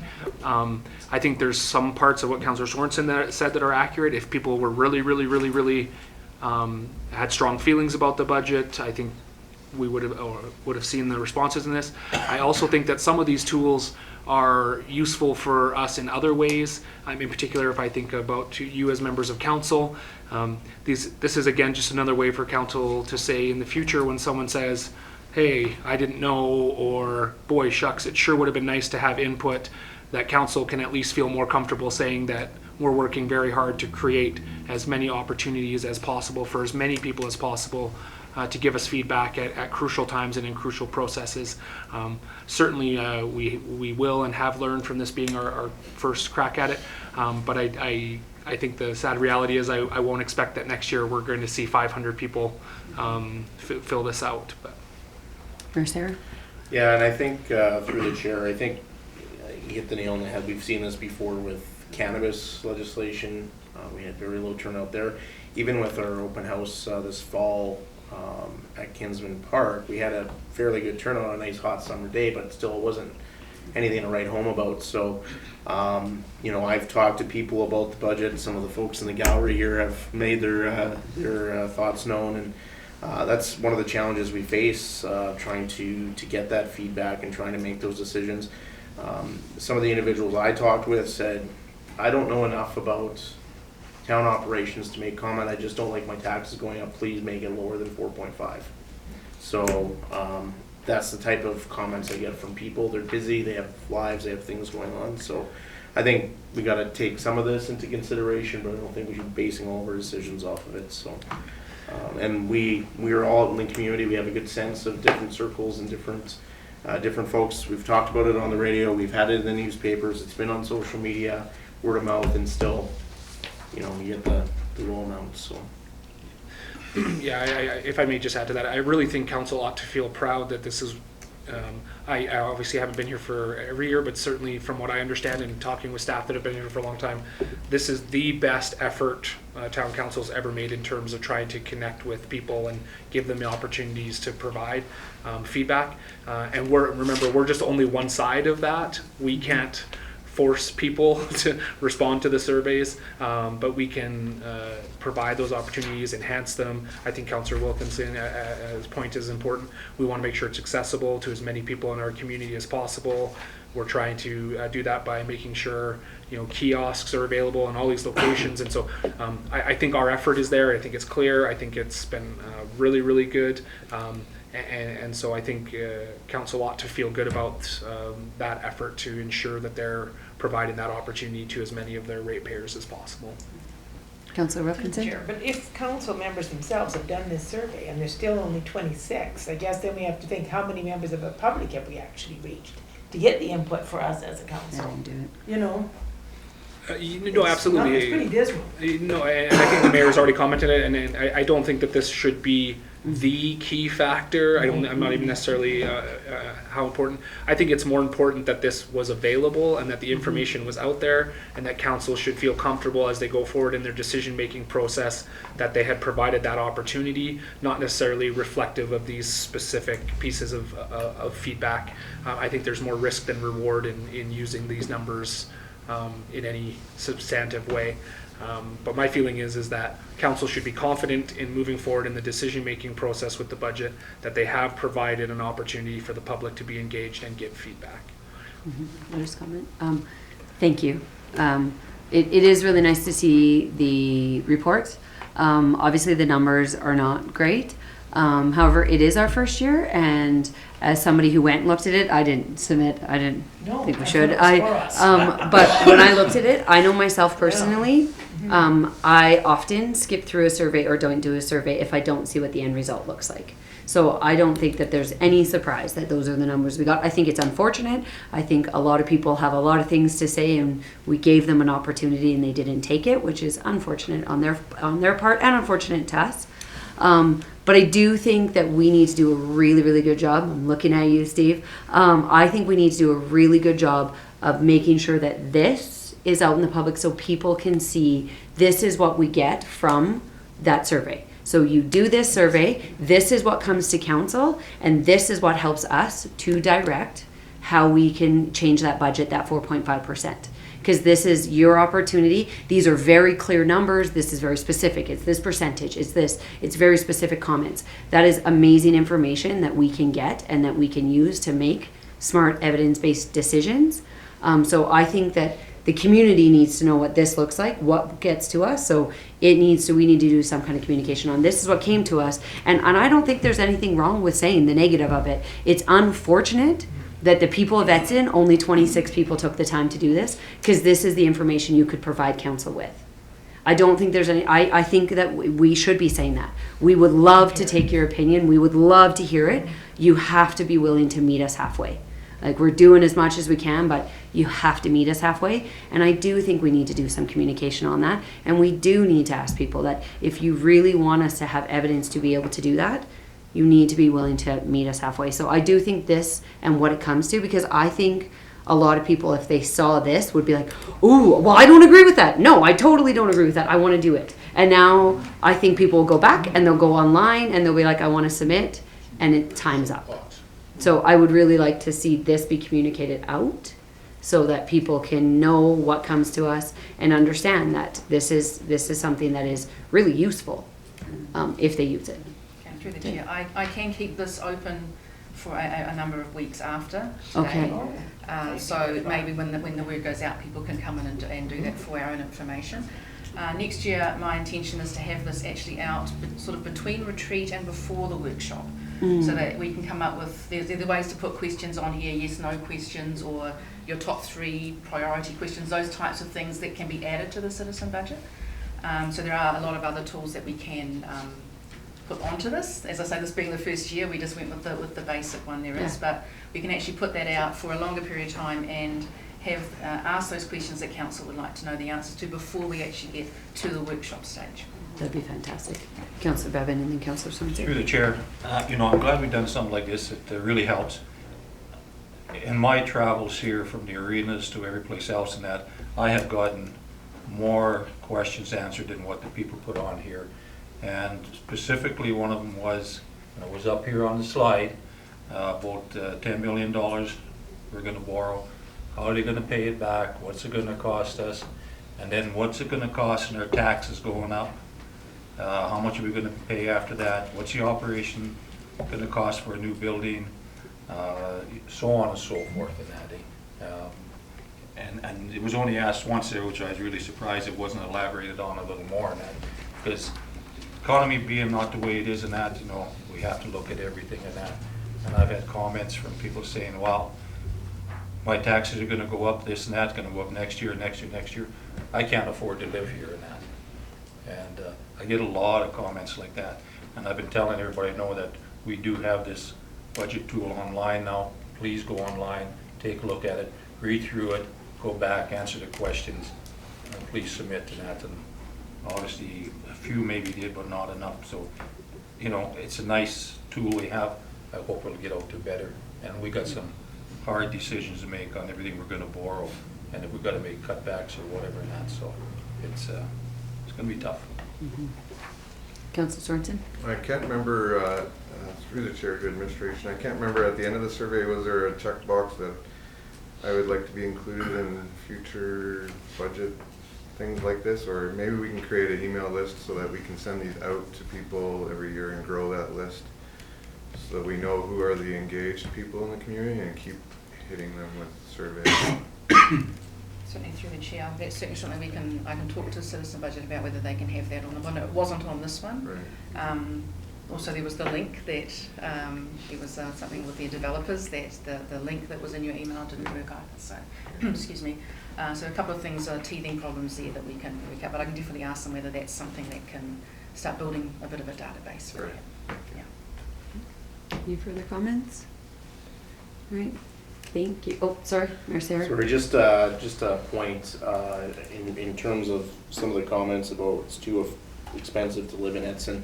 Numbers show, I'm all about evidence and fact-based numbers. Evidence shows that Edson's one of the least expensive places to live, and we're well in line with other communities our size. There's communities smaller and larger than us that pay a lot more in terms of overall taxes and fees. So it's all about perspective. Our facilities are are coming to the end of their lifespan, and we either invest in the capital to build new facilities to address those needs, or we're going to continue to see escalating operational costs and maintenance and downtime and inefficiencies. So those are certainly the challenges that we face as a council to make those decisions. Councillor Sherman. We're only commenting on the survey and then we're going to comment on the rest next, right? Or do you want questions on your overall budget? I'll be bringing the budget up next. Perfect. Okay. Carry on, I don't have another question. Okay. Okay. Okay. I'll move on to the budget.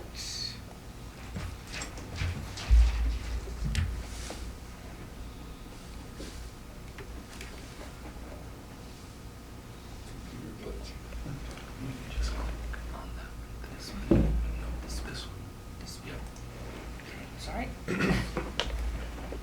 Right, so with the going on to budget discussions for 2019, I started with just the quick budget timeline. I missed that from the last presentation I did, just so we can see where we've been. So on November 3rd, we had our budget workshop. On the 13th, it was presented to the committee and the citizen budget launch. That was the last committee meeting we had. It's now being brought back for the final deliberations, with the hope of next December 4th, next Tuesday, of presenting the 2019 budget for adoption. There are some other key times that we have to be aware of. In February, we'll actually receive our assessment figures from our assessor. March and April, we'll get our requisition figures from the province for the schools and from Evergreens Foundation for the senior lodges. We'll then compile a revised budget to be brought back in April, which will include all of that information. And then in May, we'll pass the mill rate bylaw and the tax notices get sent out to the property owners. So that's sort of the final part of the whole process that we go through. Now, since we brought the budget on November 13th, there have been some adjustments that have come to light. Our NMAX natural gas contract is up for negotiation. It expired December of this year. We have come in with a much lower rate per gigajoule, and that has meant that we've had a $34,000 reduction to the budget that was presented on November 13th. Also, we've received some information about some benefits, also reducing, saving us $24,000 in a reduction from the last budget that was presented. And just for information, about $54,000 equates to 0.5% of increase or decrease, whichever way you go at this moment. So that saving of $58,000 takes the 4.5 down to 3.96. So that's just from those savings that we have, that have come to light since 2 weeks ago when I presented that first budget to you. So that's some good news. Do you want to finish your? Yeah, go ahead and finish. Oh yes, there is always the option that I will put onto the table of remaining at the 4.5, and these reductions being used to help with that external pressure we're having on those taxes, which is the rent from the medical centre and the money we're using from the RSA, those things that we don't really control. And if the medical centre rent is removed next week or next month, that puts added pressure onto taxation for previous years and for the rest of this year, or next year, sorry, 2019. Sorry. So that's just one option I want to put onto the table there for consideration on that. I don't know if there's anything Mr. Jericho wants to add at this point. I look forward to your deliberations. Do you have more?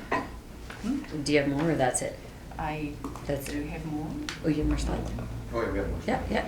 Yeah.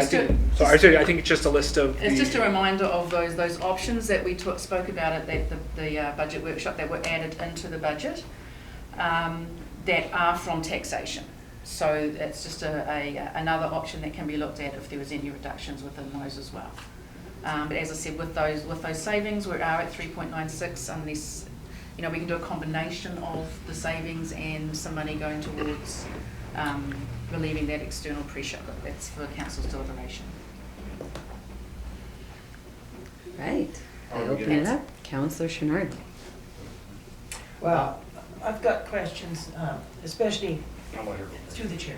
In light Okay, of next that, I'm just. where I think it was some comment that the seniors don't want this multiplex because they want to go south in the winter. Well, not talking about all seniors for sure.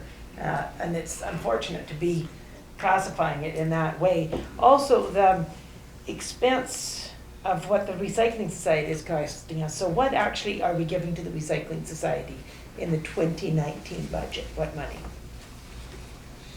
That I don't have exactly. I think I've got it here. Got it there. Just give me a Get to moment, the- yeah. And that would include the educational component that they do as well as No. the physical Is it in Their recycling. budget is purely just for recycling. Just It's recycling. Just grants to recycling. other organizations, yeah. No, that's the conversation we had, that it was just purely. We don't have an agreement yet, so as of right now, So it would be for what, like status quo. Which is educational recycling. Everything, yeah. Everything That's not what they done. said at the meeting. They said our Yeah, municipal. including They said vehicle no, maintenance. the Oh, yeah, municipal that's right. budget is only purely for That's right. recycling. And we just had a meeting, that's what they said. That's, sorry, through the chair, that is how the Recycling Society breaks down their overall budget. They break it down into municipal, Hinton, contract, grants. But right now, correct me if I'm wrong, but we are proposing a certain dollar amount to go to Recycling Society it'll be usually it's in 4 checks quarterly, and whatever they set their objectives with that. So, sorry, do we have an answer? Sorry. yes, I do. Sorry, we're going back a little bit back Yeah. and forth depending on the questions. For this year, and I just want to state, when this budget was presented, we were looking at that consolidated budget. I heard Councillor Sorrison talking about the split. We have since received one from the Recycling Society that did split them into the 4, and there was no difference to our dollar values. Okay, yeah, it's our dollar value right now. So it's amount of 504,000, but 100 of that is for capital. So for operationally, it's 404,000, which is up the 50,000 from the year before. Okay. Taking into no account that you are diverting this from a landfill site, which you'd have to pay for new cell in the landfill, etc. think some of that needs to be publicized sometimes of what you are saving by recycling and to our environment as well. Councillor Schnurr? Okay, after being at the recycling thing, so I guess my question would be very similar to what Councillor Wilkinson said. At the proposed 4.5% tax increase, is that extra request from the recycling, like never mind the numbers, there's a request of, it was approximately $160,000 discussed, about 60% is county and the other, I'm gonna round it out to about 100,000. Is that 100,000 increase to the recycling, is that part of the 4.5, yes or no? Because the 4.5 tax increase, how much money are we giving the recycling? The $50,000 that's on the screen So now, the that's 50,000 part of the 4.5. Okay, So they had the requested about 145, I think, or 148, I don't, somewhere in the 140s, and council in their original deliberations had given administration the feedback to include $50,000 of that. A 50,000 increase. That's to what the correct. president From gets. last- So- From last year. So from That's right. 4.5 right now, there's 50,000, so that's why it's up on the screen. I see the other numbers too. So if we were to give them, I'm just to clarify in my mind, if we were to give them their full request, then we would be budgeting for a 5% tax increase? 5.5. 5.5. No, but right now, is that 50,000? Right now, it's included in the 4.5 or the 3.96 with Okay, so the, it's 3.96, so I guess my direct question would be, is the 50,000, 4.5, which is now 3.96, that's given them 50,000. If we were to give them the full request, that would be another 0.5. You would go up to. it would be another 1%. 100,000 is approximately Approximately 1%. I'm just doing the math, right now we're giving a 50,000 increase. They asked for almost $150,000. So it would be an extra Right, but then 100,000. 150,000, 60,000 is the county, is it not a cost share, or am I wrong? 35% of that. Okay, so yeah. 35%, so actually it's 160 they're asking, but not 160 the town of Edson, because we're taking out 35 roughly. Yeah, no, I understand that. Yeah. So then if Right, it's okay. 50,000, so if you give them the full request where we shaved it down to 3.9, so 4%, so we give them a full request. It's about it would be- 0.65 of a percent taxation Right. with so the cost then sharing if we taken give into a account. full request with the present time, that means we would be at 4.6% increase. Approximately. To give them the full request. Okay, that's just a question I'm looking for, is looking at it. That was my question, yeah, we'll carry on.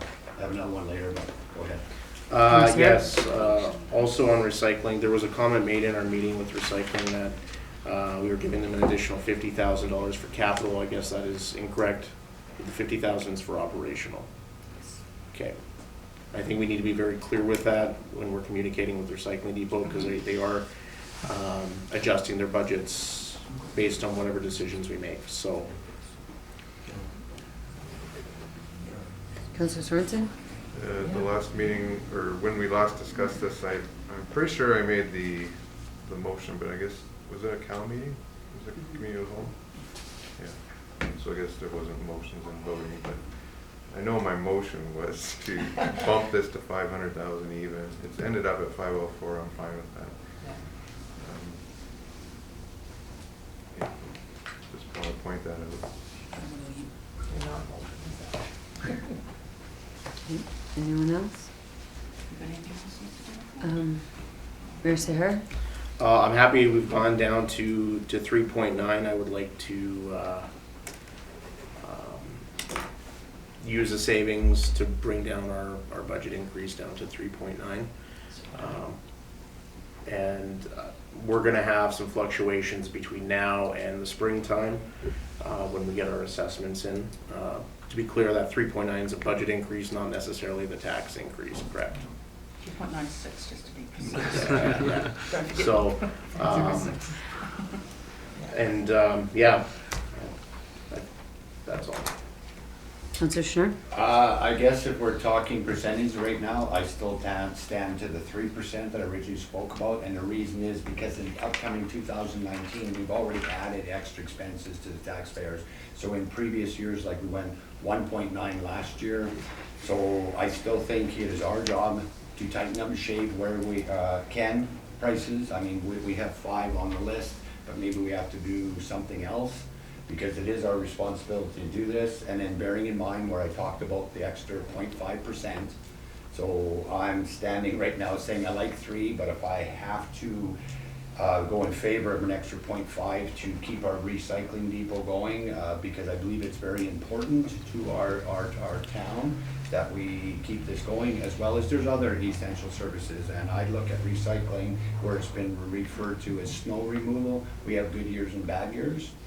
So, I mean, we have to support them through the bad, as well as in the past, there's been other, sporting facilities or our parks, trails, et cetera. Some of them went through loopholes and we supported them. So it's I guess we're voted in to speak in the best interest of our taxpayers, and that's what we must do. It's our job to look at it and spend their money appropriately.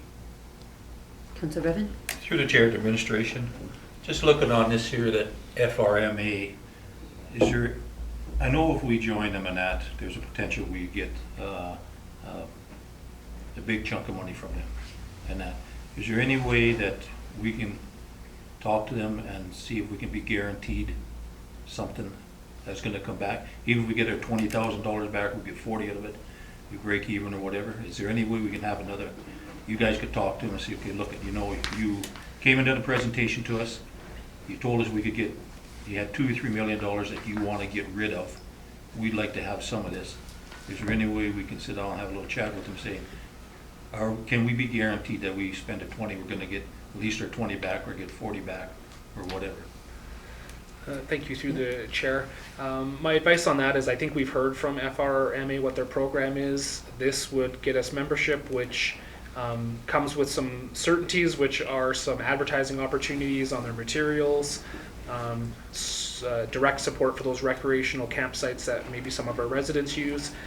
But I don't believe they would give us any guarantees on the granting program. I think the individual who was here, I'm sorry, I don't remember his first name, but was pretty clear that he believes the opportunities are quite good in the short term to access some monies, but I'm of the opinion that there would be no guarantees issued. Councillor Schnurr? I'll just comment on it. I would have to echo what I'm hearing from CEO. There's no guarantees, but like they stressed to us in the history, so like Hinton, Yellowwood County, they've got, like they used an example, the Beaver Boardwalk in Hinton was a great recipient of these grants, and like they're saying, right now would be the time if you were to join. There's no 100% guarantee, but we're telling you there is funding that would help, pay for some of our stuff like our trails and improve our campground. So by paying the $20,000 is not saving us per se what our tax rate is, but it would go a long ways to help improve trails, what people have wanted by getting this funding. So the $20,000, yes, I agree, it's not a guarantee, but I believe it's money well spent to carry on with the other stuff that we would like to see happen through grant funding. Sorry, Councillor Breyer, I missed you, didn't I? Yes.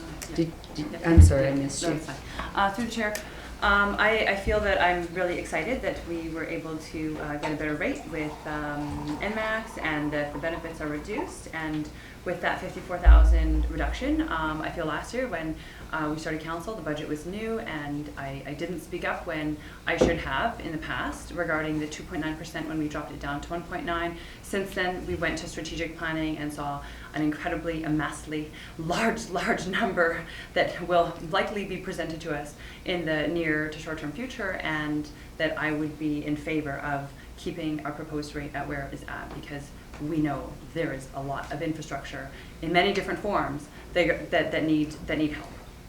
And that is also speaking for our taxpayers, because when their roads don't work and when their water doesn't turn on and things like, that their daily lives are really important to them, that we also represent that component of it. And I feel I didn't speak up last year, so I'm speaking up now, saying that if administration was able to save that money, we still have vulnerable money. We have the medical center, and as well as I think CEO Derricotte did mention some other funding that is also vulnerable in the near future that may be eliminated, and that could be a really large tax increase at that point to maintain services. Councillor Wilkinson and then Councillor Sorensen. Okay, I'm going back through the chair to the FRMA. When we do apply for membership, I think it would really be beneficial to have grant applications already filled in, and be able to turn them in right away, because with our bike park, I mean, they did offer that they would build picnic tables, etc. They're in need. I think spectator seating is in need. We have things that we need, and let's be ready when we get our membership, and then hopefully we get the money back very quickly. Councillor Sorensen? Further to Councillor Bayer's comment, I too am very aware of our infrastructure deficit, and like her, I would be in support of keeping tax increase this year at 4.5%, and using that $58,000 to reduce our draw from reserves. I believe we're pulling over $200,000 a year, or this year, just to keep our tax rate at this level. So we could use that 58,000, or just draw less from reserves and keep it at 4.5. I don't believe our residents know the infrastructure deficit we have. We are not replacing our infrastructure at the rate required for the community our size, and using savings for taxes is not the rate. We should try to minimize that. Thank you. All right. Just going back to, so that 50,000 with recycling, because I'm just getting really confused now. That is for operating, not capital. So that will be an ask for the following permanently. Well, certainly they make an ask every year, and council deliberates that, and so this is not a commitment that council would need to stick to in any future year. They could reevaluate this at any time and make an adjustment in the future. This simply represents a $50,000 operational increase over last year. Okay. But council makes that decision on an annual basis at this stage.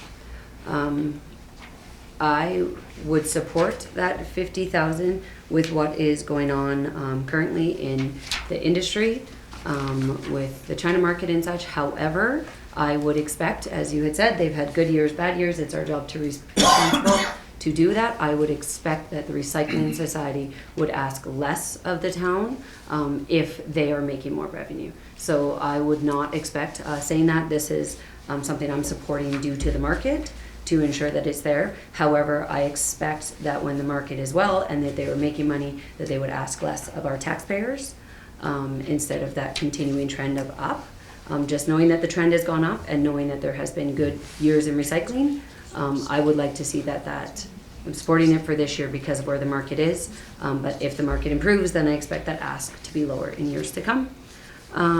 As far as, I actually will echo what Councillor Sorensen and Councillor Beyer said. I would support the 4.5%, and I think when we get our assets management mapping so that the public can see how much we have in infrastructure, that is a necessity. It's a core essential service. It's not something that we have choices on. Those are mandatory. I think people will be shocked and they will see that it is unhealthy of us financially to pull from our reserves. I wouldn't do it with my own finances. And I think if people would like to take time and see the 10-year average of our taxes, this actually, in the last 3 years, we would still be below average of what we have done in the past 10 years. And we've had multiple years of 4.9, 4.9, 4.5 in the past 10 years. And so I think I agree, new in this role, and 1.9% was not a smart vote on my part last year. And that leaves us in a position where we need to at some point address the major issues that we have. It's no different than if you don't fix your roof. When you need to fix your roof eventually, you will have puddles in your living room that will damage everything. So unfortunately that is where we're at, and it is the reality of our sewage system and infrastructure. So that's where I'm at with that. Mayor Sahara. Yes, through the chair, and I think Councillor Sorensen brings up a good point, and I don't think that's been readily known to the public, is that we are pulling, I think it's actually $250,000 from reserve to lower the tax increases here from our tax stabilization fund. However, I will not support a 4.5%. I will support a 3.9. I really actually would like it to be 3.5, but understanding the understanding our difficulties with infrastructure, I think that we need to try to tighten up a little bit and pass those savings on. To Councillor Curry's point, the economy was very good in those years where the 5% increases were occurring. We have also hit people with a number of utility increases, and I think that I think we need to, do what we can to lower our 4.5, and I think a 3.9 is reasonable when you take everything into account moving forward. And so I won't be supporting a 4.5, but you will get me to support a 3.9. Councillor Wilkinson? Mayor Zahara, I'd like to just echo your comments. We have that on tape, Councillor. There's a first for everything. Very true, I support the 3.9 cents. 9.6, there you go. Yeah. Councillor Bevan? To the chair, I'm on the same page. I will support a 3.96 instead of the 4.5 in that. I think there's some other places we could maybe look at cutting here and that. I said before that going through this year that we have 2 interns every year, and we do pay a portion of that. I think that if we did not have the interns, our administration would have to do a little more work, which they have done in the past. I don't know what we pay for our interns through the town, but if it's $20,000 per intern or $30,000 per intern, that's a $60,000 savings right there. That I believe, and we're only one of the 20 municipalities that have them. I think we've done our job in supporting our young people who are coming out and doing this. I know they add a value to us too, but I don't think they add a value that is going to raise our taxes up to 4.5 or 5%. I don't think we should go with them anymore until the economy picks up and we can always get back into it again. So that's another savings of 0.5% there, which is great for us. I think that's, we have to look at that ourselves, I think. I know last time there was a report in the interim, they said, you took the ball and ran with this, you know what's going on, so you give the report because you've done all the work. And I thought, okay, they had input from the management side of it too, but I thought, you know what, if we have to tighten our belt, we got to tighten it all the way around. That's my opinion. So, and like I say, I know they had support in that, but I think that's someplace we have to look at. Nothing about you guys and that. This is government now, good and the bad, and we're not, we have to tighten. Mayor Sahar? Yeah, through the chair, through to administration. As I mentioned before, I'm not going to rehash. I agree with the internship program. I think we get good value and get some really quality individuals. But I do have a question regarding parks. The thing that's been shocking to me, and I love our parks, is the amount it costs individual taxpayers. Is there a potential for maybe reducing one summer student? What would those numbers look like in terms of savings? I just, when I drive through town and I see the amount of ditches we mow, green spaces outside of parks, the grass in Glenwood by the airport getting mowed every week. I think some of those areas that are less used by the public and maybe not as visible, maybe don't need to be mowed as much. And, I don't know if dropping one summer student would have any impact, or if that would actually cause a lot of issues within parks. But maybe there's some cost savings there. I don't know if you have any Thank you, Sarah. Do information on you that. know offhand the approximate cost of one summer A student? summer student is around $16,000, but we do get grants for some of the summer students as well. So, but not all of them. So Approximately savings of about $16,000. Approximately. But if I may, Mayor Zahara, I think you're thinking in the correct terms where level of service needs to be evaluated if we really want to adjust this. And council will remember that this budget was presented to say to maintain the existing levels of service. And so if there are areas of levels of service that council is comfortable considering adjustments to, I think that's probably best for perhaps a strategic planning session next year or that type of thing. But administration would be very happy to come back to council and show some areas where we can consider adjustments of levels of service where we perhaps aren't satisfied that the value is as high as the savings might be in terms of how the taxpayers would view that. Councillor Schnurr and then Councillor Since we had a Wilkinson. councillor agree with the mayor, I'm gonna disagree with the mayor because I, for one, like grass being cut. I would rather cut back on the cleaning of the one-way and keep the grass being cut because with that said, it is some cheap racial beautification and parks, which I learned, didn't know, they also maintain our trails year-round. So I have to agree to level of services where we're at, and we may have to trim that under control. So I'm just saying I prefer grass over. Perhaps if I may, through the chair, I think at this point it may be helpful to try and bring this conversation kind of around to the feedback we really need. I think there is a majority of council that support the 3.96 tax increase. Unless I was to hear otherwise, that's the message that administration has heard at this stage. And that if administration was to bring back this budget at that 3.96, that we would get support from those 4 members of council to proceed. Councillor Wilkinson, did you have something to add? Mayor Sarah and then Councillor Rice. I think our CAO is probably correct about where to save operational costs. I just got great ideas on the weekend for arenas, so I share that. Turning down the heat, is that one of the ideas, Councillor Wilkinson? Arenas, and the referees put the nets out themselves, never mind an extra person there. So that $5,000 a day to operate reps out to me is just too much. Mayor Sarah? Yeah, so further to my point, if we can find some operational savings, that's where I would like to see. I would agree with instead of lowering the 3.9 to put that to replenish our reserves. I think that's what we need to do. I think we need to see where we can trim a little bit here, a little bit there. All of a sudden, we got another 0.5, and replenish those reserves and pull less out of reserve. I think 3.9 is.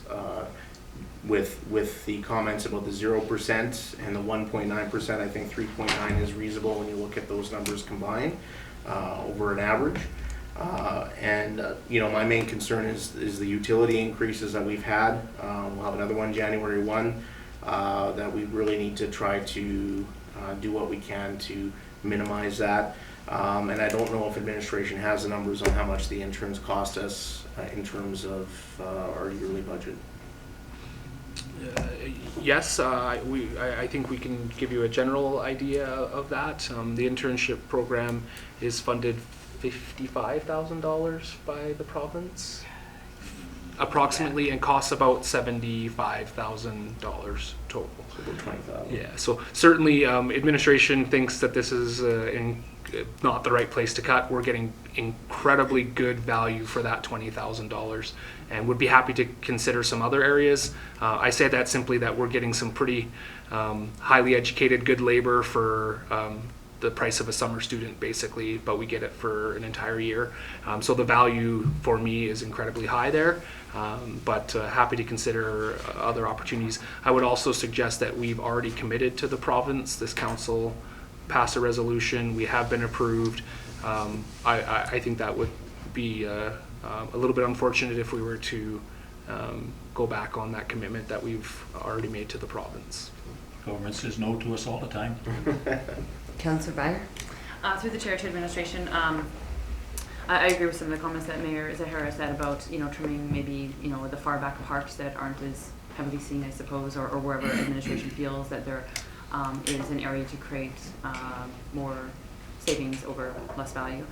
I did have a question though on just the capital budget, and maybe I asked the same question, but I didn't write the answer down.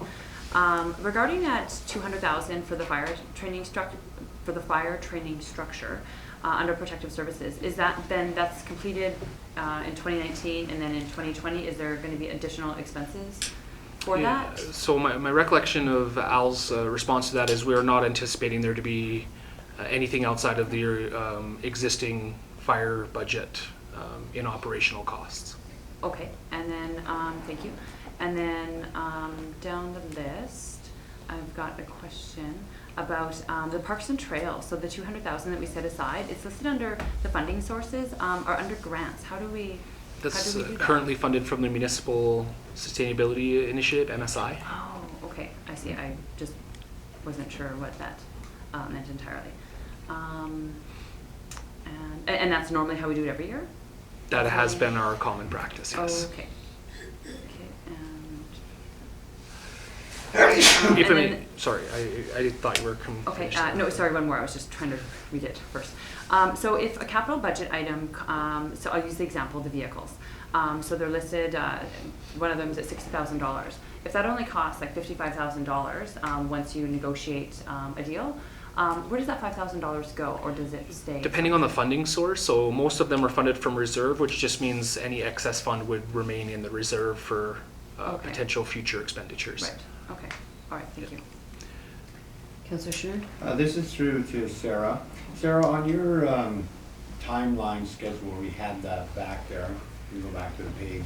So on December 5th, so I'm clear in my mind, we are passing an interim budget, or are we passing a budget? Because when I'm looking at this, then when we're saying May, we set the mill rate. So I just want to be clear on that, because following the schedule. So when we are passing the budget December 4th, then we're already talking 3.9. So are we passing the number with that budget, or is it in May? Through when the we chair set- to Councillor Chouinard. When I Yes. attended my budgeting workshop Yes, a couple of months ago, okay, I have an answer for you.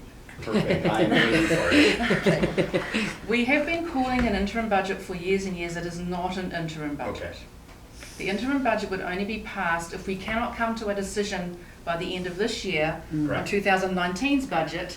We would pass 2018's budget as an interim budget so we can operate on January Make 1st. payroll, pay the utilities. There's only one budget, Okay, so which is then the budget. So what I'm just trying to get clarification on, because on December 4th, because we had this discussion last year, so when we pass that, are we setting what is the percentage? Because where it says set the mill rate and revised budget, so when we pass that budget, we are not setting the actual rate we're gonna be Yes, charging? yes, you are setting the actual rate. Okay, This is the because that's where- 2019 budget. That's where I have the problem this year as well as I had last year, looking at the variations of the assessment, all the other variations coming in January, February, where it's unknown factors. So I may have called an interim budget right or wrong, but in previous years, we would pass that in, be the spring of the year, once we get all of our other numbers coming in, like, MSI funding, stuff like that's very important. We probably going to get, but if all of a sudden hypothetically, if we're supposed to expect, I'm picking numbers, 5 million, and all of a sudden we get 4.3,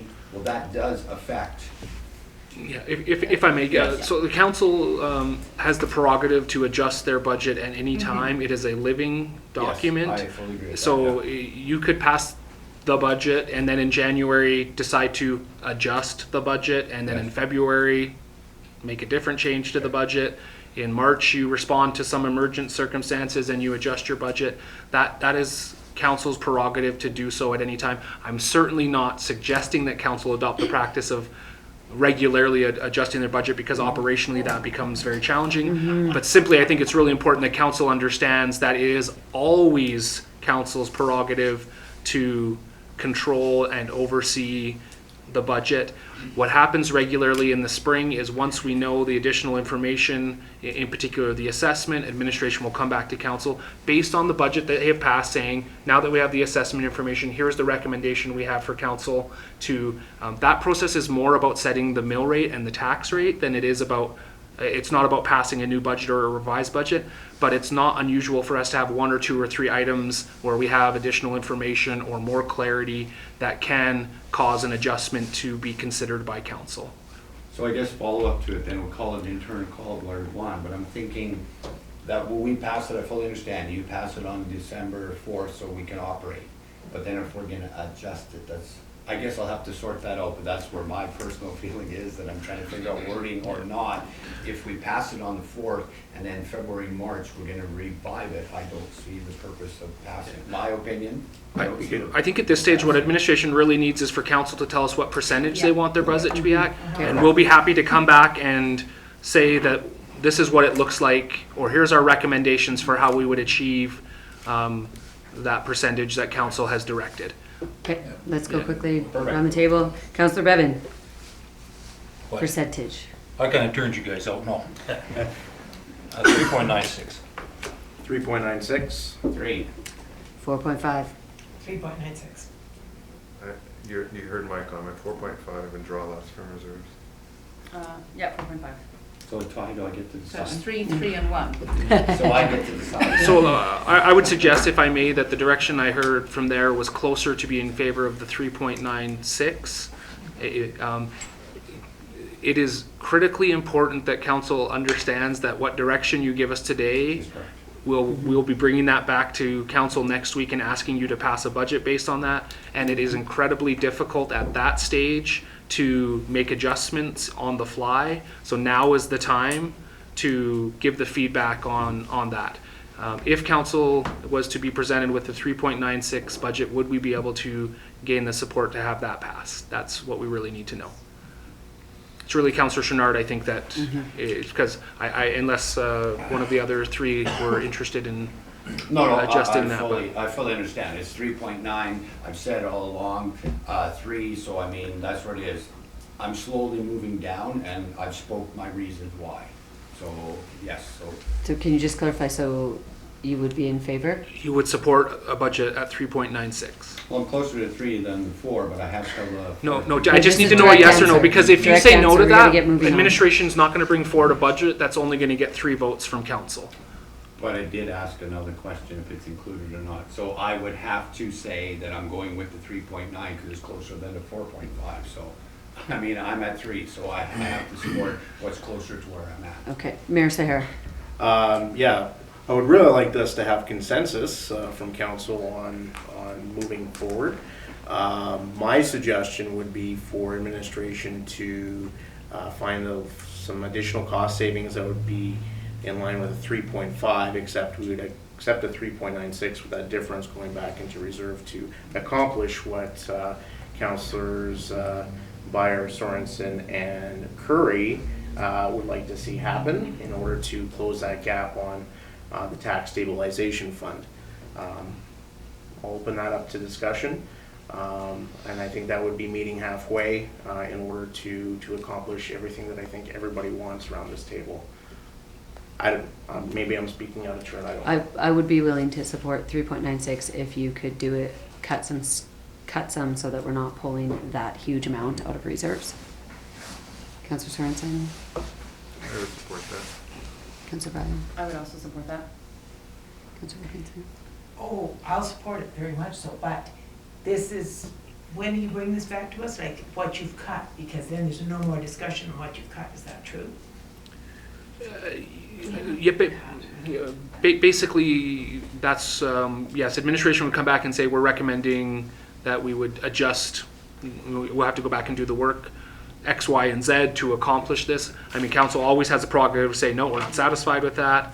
But what's not really functional is to like kind of try and go line by line and, well, maybe cut here or maybe cut there, or maybe that just isn't a. I know it's up to you, it's just. that No, it's not how up to me. It's just that's not a very productive. Well, we're asking you to do it, so then it is up Yeah. to you, but the fact of the matter is then you come back and we don't know what. Oh, we'll absolutely tell you. Until we come here to do the vote that day. No, it would be in the agenda for next Okay. council, so you would at least have some, Okay. and we can potentially even do it in a context of giving you 2 or 3 options as well. Thank We you. don't necessarily Thank you. just have, like, we're certainly, Thank you. yeah, no, it's not our Yeah, prerogative to do that. time frame is just off the We'll try and give council a few decisions to make. I think our first proposal would be to say, hey, this list is all more than what we did last year.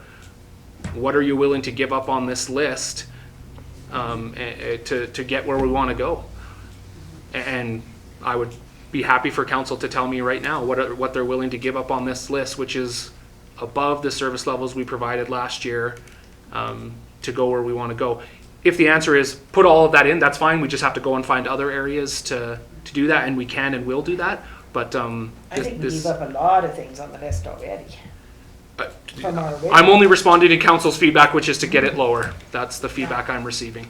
Okay, do you have something new, Dad? Yes, I'm just wanting clarification. Everything on the list with the figures right now is at the proposed 4.5? These are No. included Or in actually, the budget. sorry, 3.89 because of savings. Okay, So so they're included if there. we keep. These that- are currently included. In They're- the Okay. budget. Yes. So I guess then, yeah, we gotta figure out how to save. Honestly, I'm very happy for council to give this to administration and Yes. for us to come back. I'm just saying this will be one of the options, which is any of these items that council is comfortable removing. We would be to that, but we'll also try to present several other options for council's consideration. Mayor Sarah. Well, I do, just for consideration of council, the FRMA, I believe in it. In the discussion, the presentation that they gave, there was no set amount that we would give. 20,000, I think, is what Hinton gives. I believe so, yeah. So there might be a little bit we could give there, shave off 15,000 instead. We might receive a little bit less, I don't know, we might receive the same, because they do have a lot of funds available. But I do think it's an important thing to support, so with the Recycling Society, with the markets the way they are, and the pressures there, I think the Recycling Society has a lot of work cut out for them, even with that $50,000 increase. But medical first responders, we've already shaved, and I think the Youth Council and IT security are pretty small amounts, but and I think they're strategically very important to us. So I think we could probably save 5,000 on that for FRMA without any major issue. Yeah, at this stage, if I may suggest, administration's happy to go back and cultivate a few options for council to consider. Our objective being to get it down to a 3.5, with the understanding that that savings would then be applied to the contingency tax stabilization fund. Is that accurate? Yeah. Okay. Yes. Good. Good. Sarah, do you have any other questions or anything to follow up on that? No, I don't think so. Okay. All right. Moving on. Good. Thank you very much for the feedback. It's very important, and we appreciate the good deliberation and discussion there. Thank you. All right. Moving on to F41, Community Service Draft Youth Council Policy. It is Mr. Destel. Thank you. Now for something completely different. So, community development went back after the last COW meeting and adjusted the policy. You'll see in the redded sentences, components of the policy where some changes were made based on your comments. And we are happy with how this document looks and are prepared to move forward pending any further comments. Councillor Sorensen? Thank you, through the chair. Thank you for these revisions. I am in support of all of the areas in red or the changes. Last time I mentioned it should be the opportunity for council to specifically ask youth council to comment on a policy or a bylaw. Do you believe that it's not worded that way right now, so do you believe that we have that opportunity with this current wording? Yeah, if I may, I think I would be very, very comfortable that council could send any item to the youth council for consideration, and ask that it be added to an agenda and discussed. I'm not sure that it would be important to have that specifically mentioned in the policy. Councillor Wilkinson? Through the chair, just to compliment you, I really like that, preparing their own budget and bringing it to town council, because that is what they're in charge of, so I appreciate that. If I may, that's one item that I'm interested in some clarification. I think what we're saying here is that we would tell them how much money they have to spend and they would be able to organize it, and not that they are making a budgetary request of council, which is a different thing. I think that's how it's conceptualized. I just wanted to make sure we were on the same page there. Yeah. Councillor Chenard? Just a clarification, what you've added in red, Jim, is the new stuff or changes? Because I wasn't at the last meeting, so. Correct, what this you is added- how the finished policy would look. Okay, so red, and then the total cost, just clarification, is $10,000 a year, is that correct? I seen that figure somewhere, am I wrong? If I may, yeah, that's the total direct cost, but that doesn't include staff or administrative time. Okay. Because I went through it briefly, I just want clarification on the red, so thank you for clarification. Okay. Anyone else? I really liked the changes, thank you. I really appreciate that you guys changed the volunteering at a nonprofit association in our community or a community event. I think that really opens it up. I know it would have been nice to just declare that they had to volunteer for the town, but I think that there's a lot of youth out there doing some amazing stuff in other organizations. Yeah, could they mow grass? Maybe that could be on here, a little add-on. Must give, no, just kidding, that's a good idea. But I do think it's really important that it's not necessarily just about the town, it's about the community as a whole, so I really like that change. And I do like the clarity on that the bursary must be claimed within 2 years, so that helps us to budget our own budgets. So, looks great. I'm excited. Anyone else? Good. Moving on. Good job, Jim. Yeah, thank you. Put it on the CD department. All things ready. All right, we are left with questions from the media and public regarding items from this committee of the whole meeting. Questions? Can you just make sure you state your name for us? My name is Ernie Mushtak. I'd like to make a comment on the budgets. This isn't a public hearing, so it's only if you have a direct question. Otherwise, you can talk to us outside of the meeting, but this isn't a public hearing, so there's no comments. It's just direct questions. I don't have a question. No. Okay, thank you. Anyone else direct questions? My name is Les Hallowell. The council is in a very difficult position.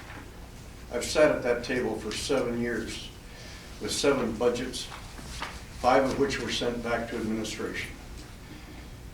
I don't envy your position. I know that a tax increase is there, and I sense it'll come. But I want you to take and consider just a few things here before that final decision is made. My income this coming year is up 1.6%. That doesn't mean much to anyone probably in this room, but it certainly means a great deal to me because I've got to finance what is coming out of this room.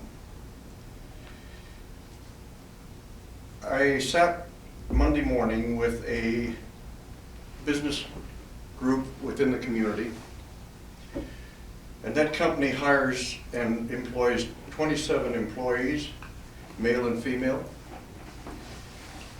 They are a nationwide North American company, and across their entire staff, starting January 1, their salaries are going to be reduced by $5.41 an hour. Their company vehicles will no longer be used for private use. Their cell phones are shut off and will not be used.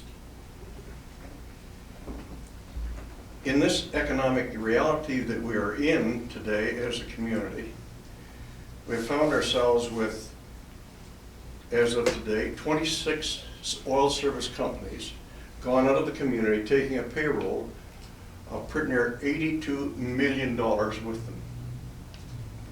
That's a horrendous pile of money going out of the community. When the budget is finally realized and the school division and the Evergreen Foundation come into the picture, I hope we don't land up with a 5.5% budget.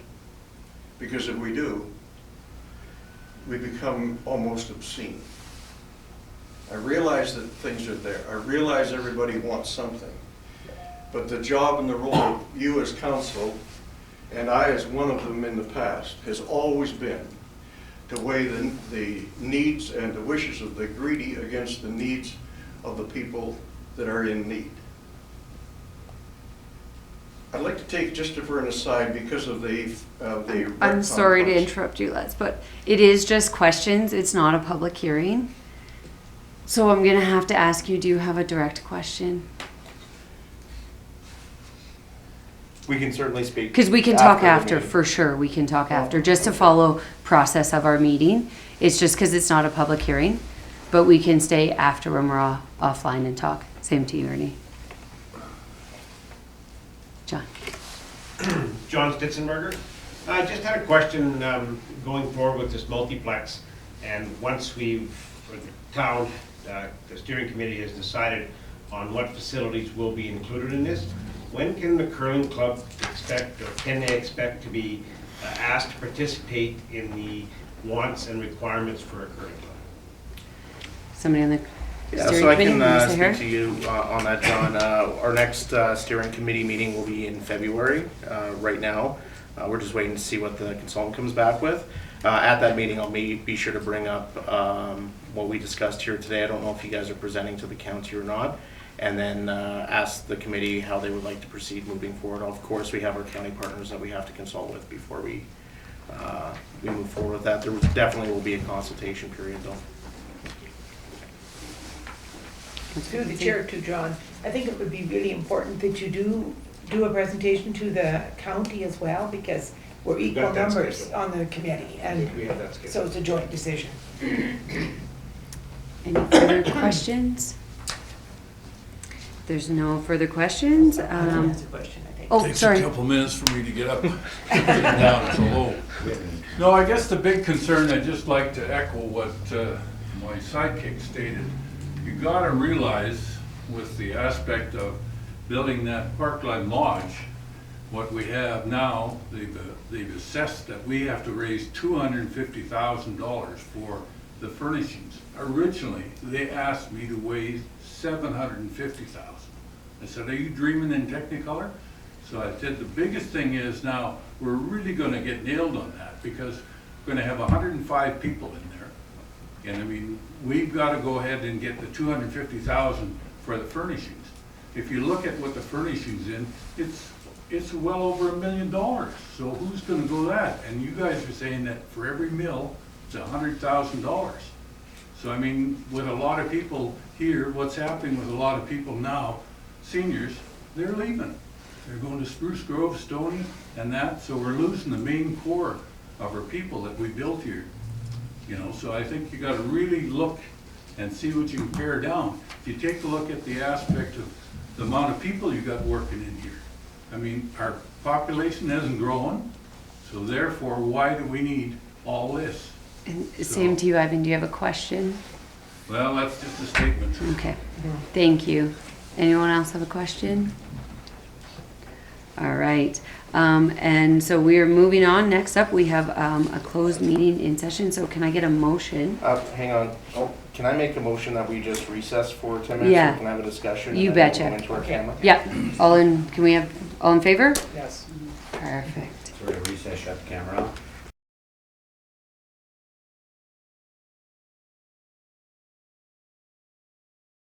To come out of recess? And then go on the- No, you don't. Can I get a motion to go in camera, I'll make please? a motion on the camera. Councillor Schnard makes that motion. All in favor?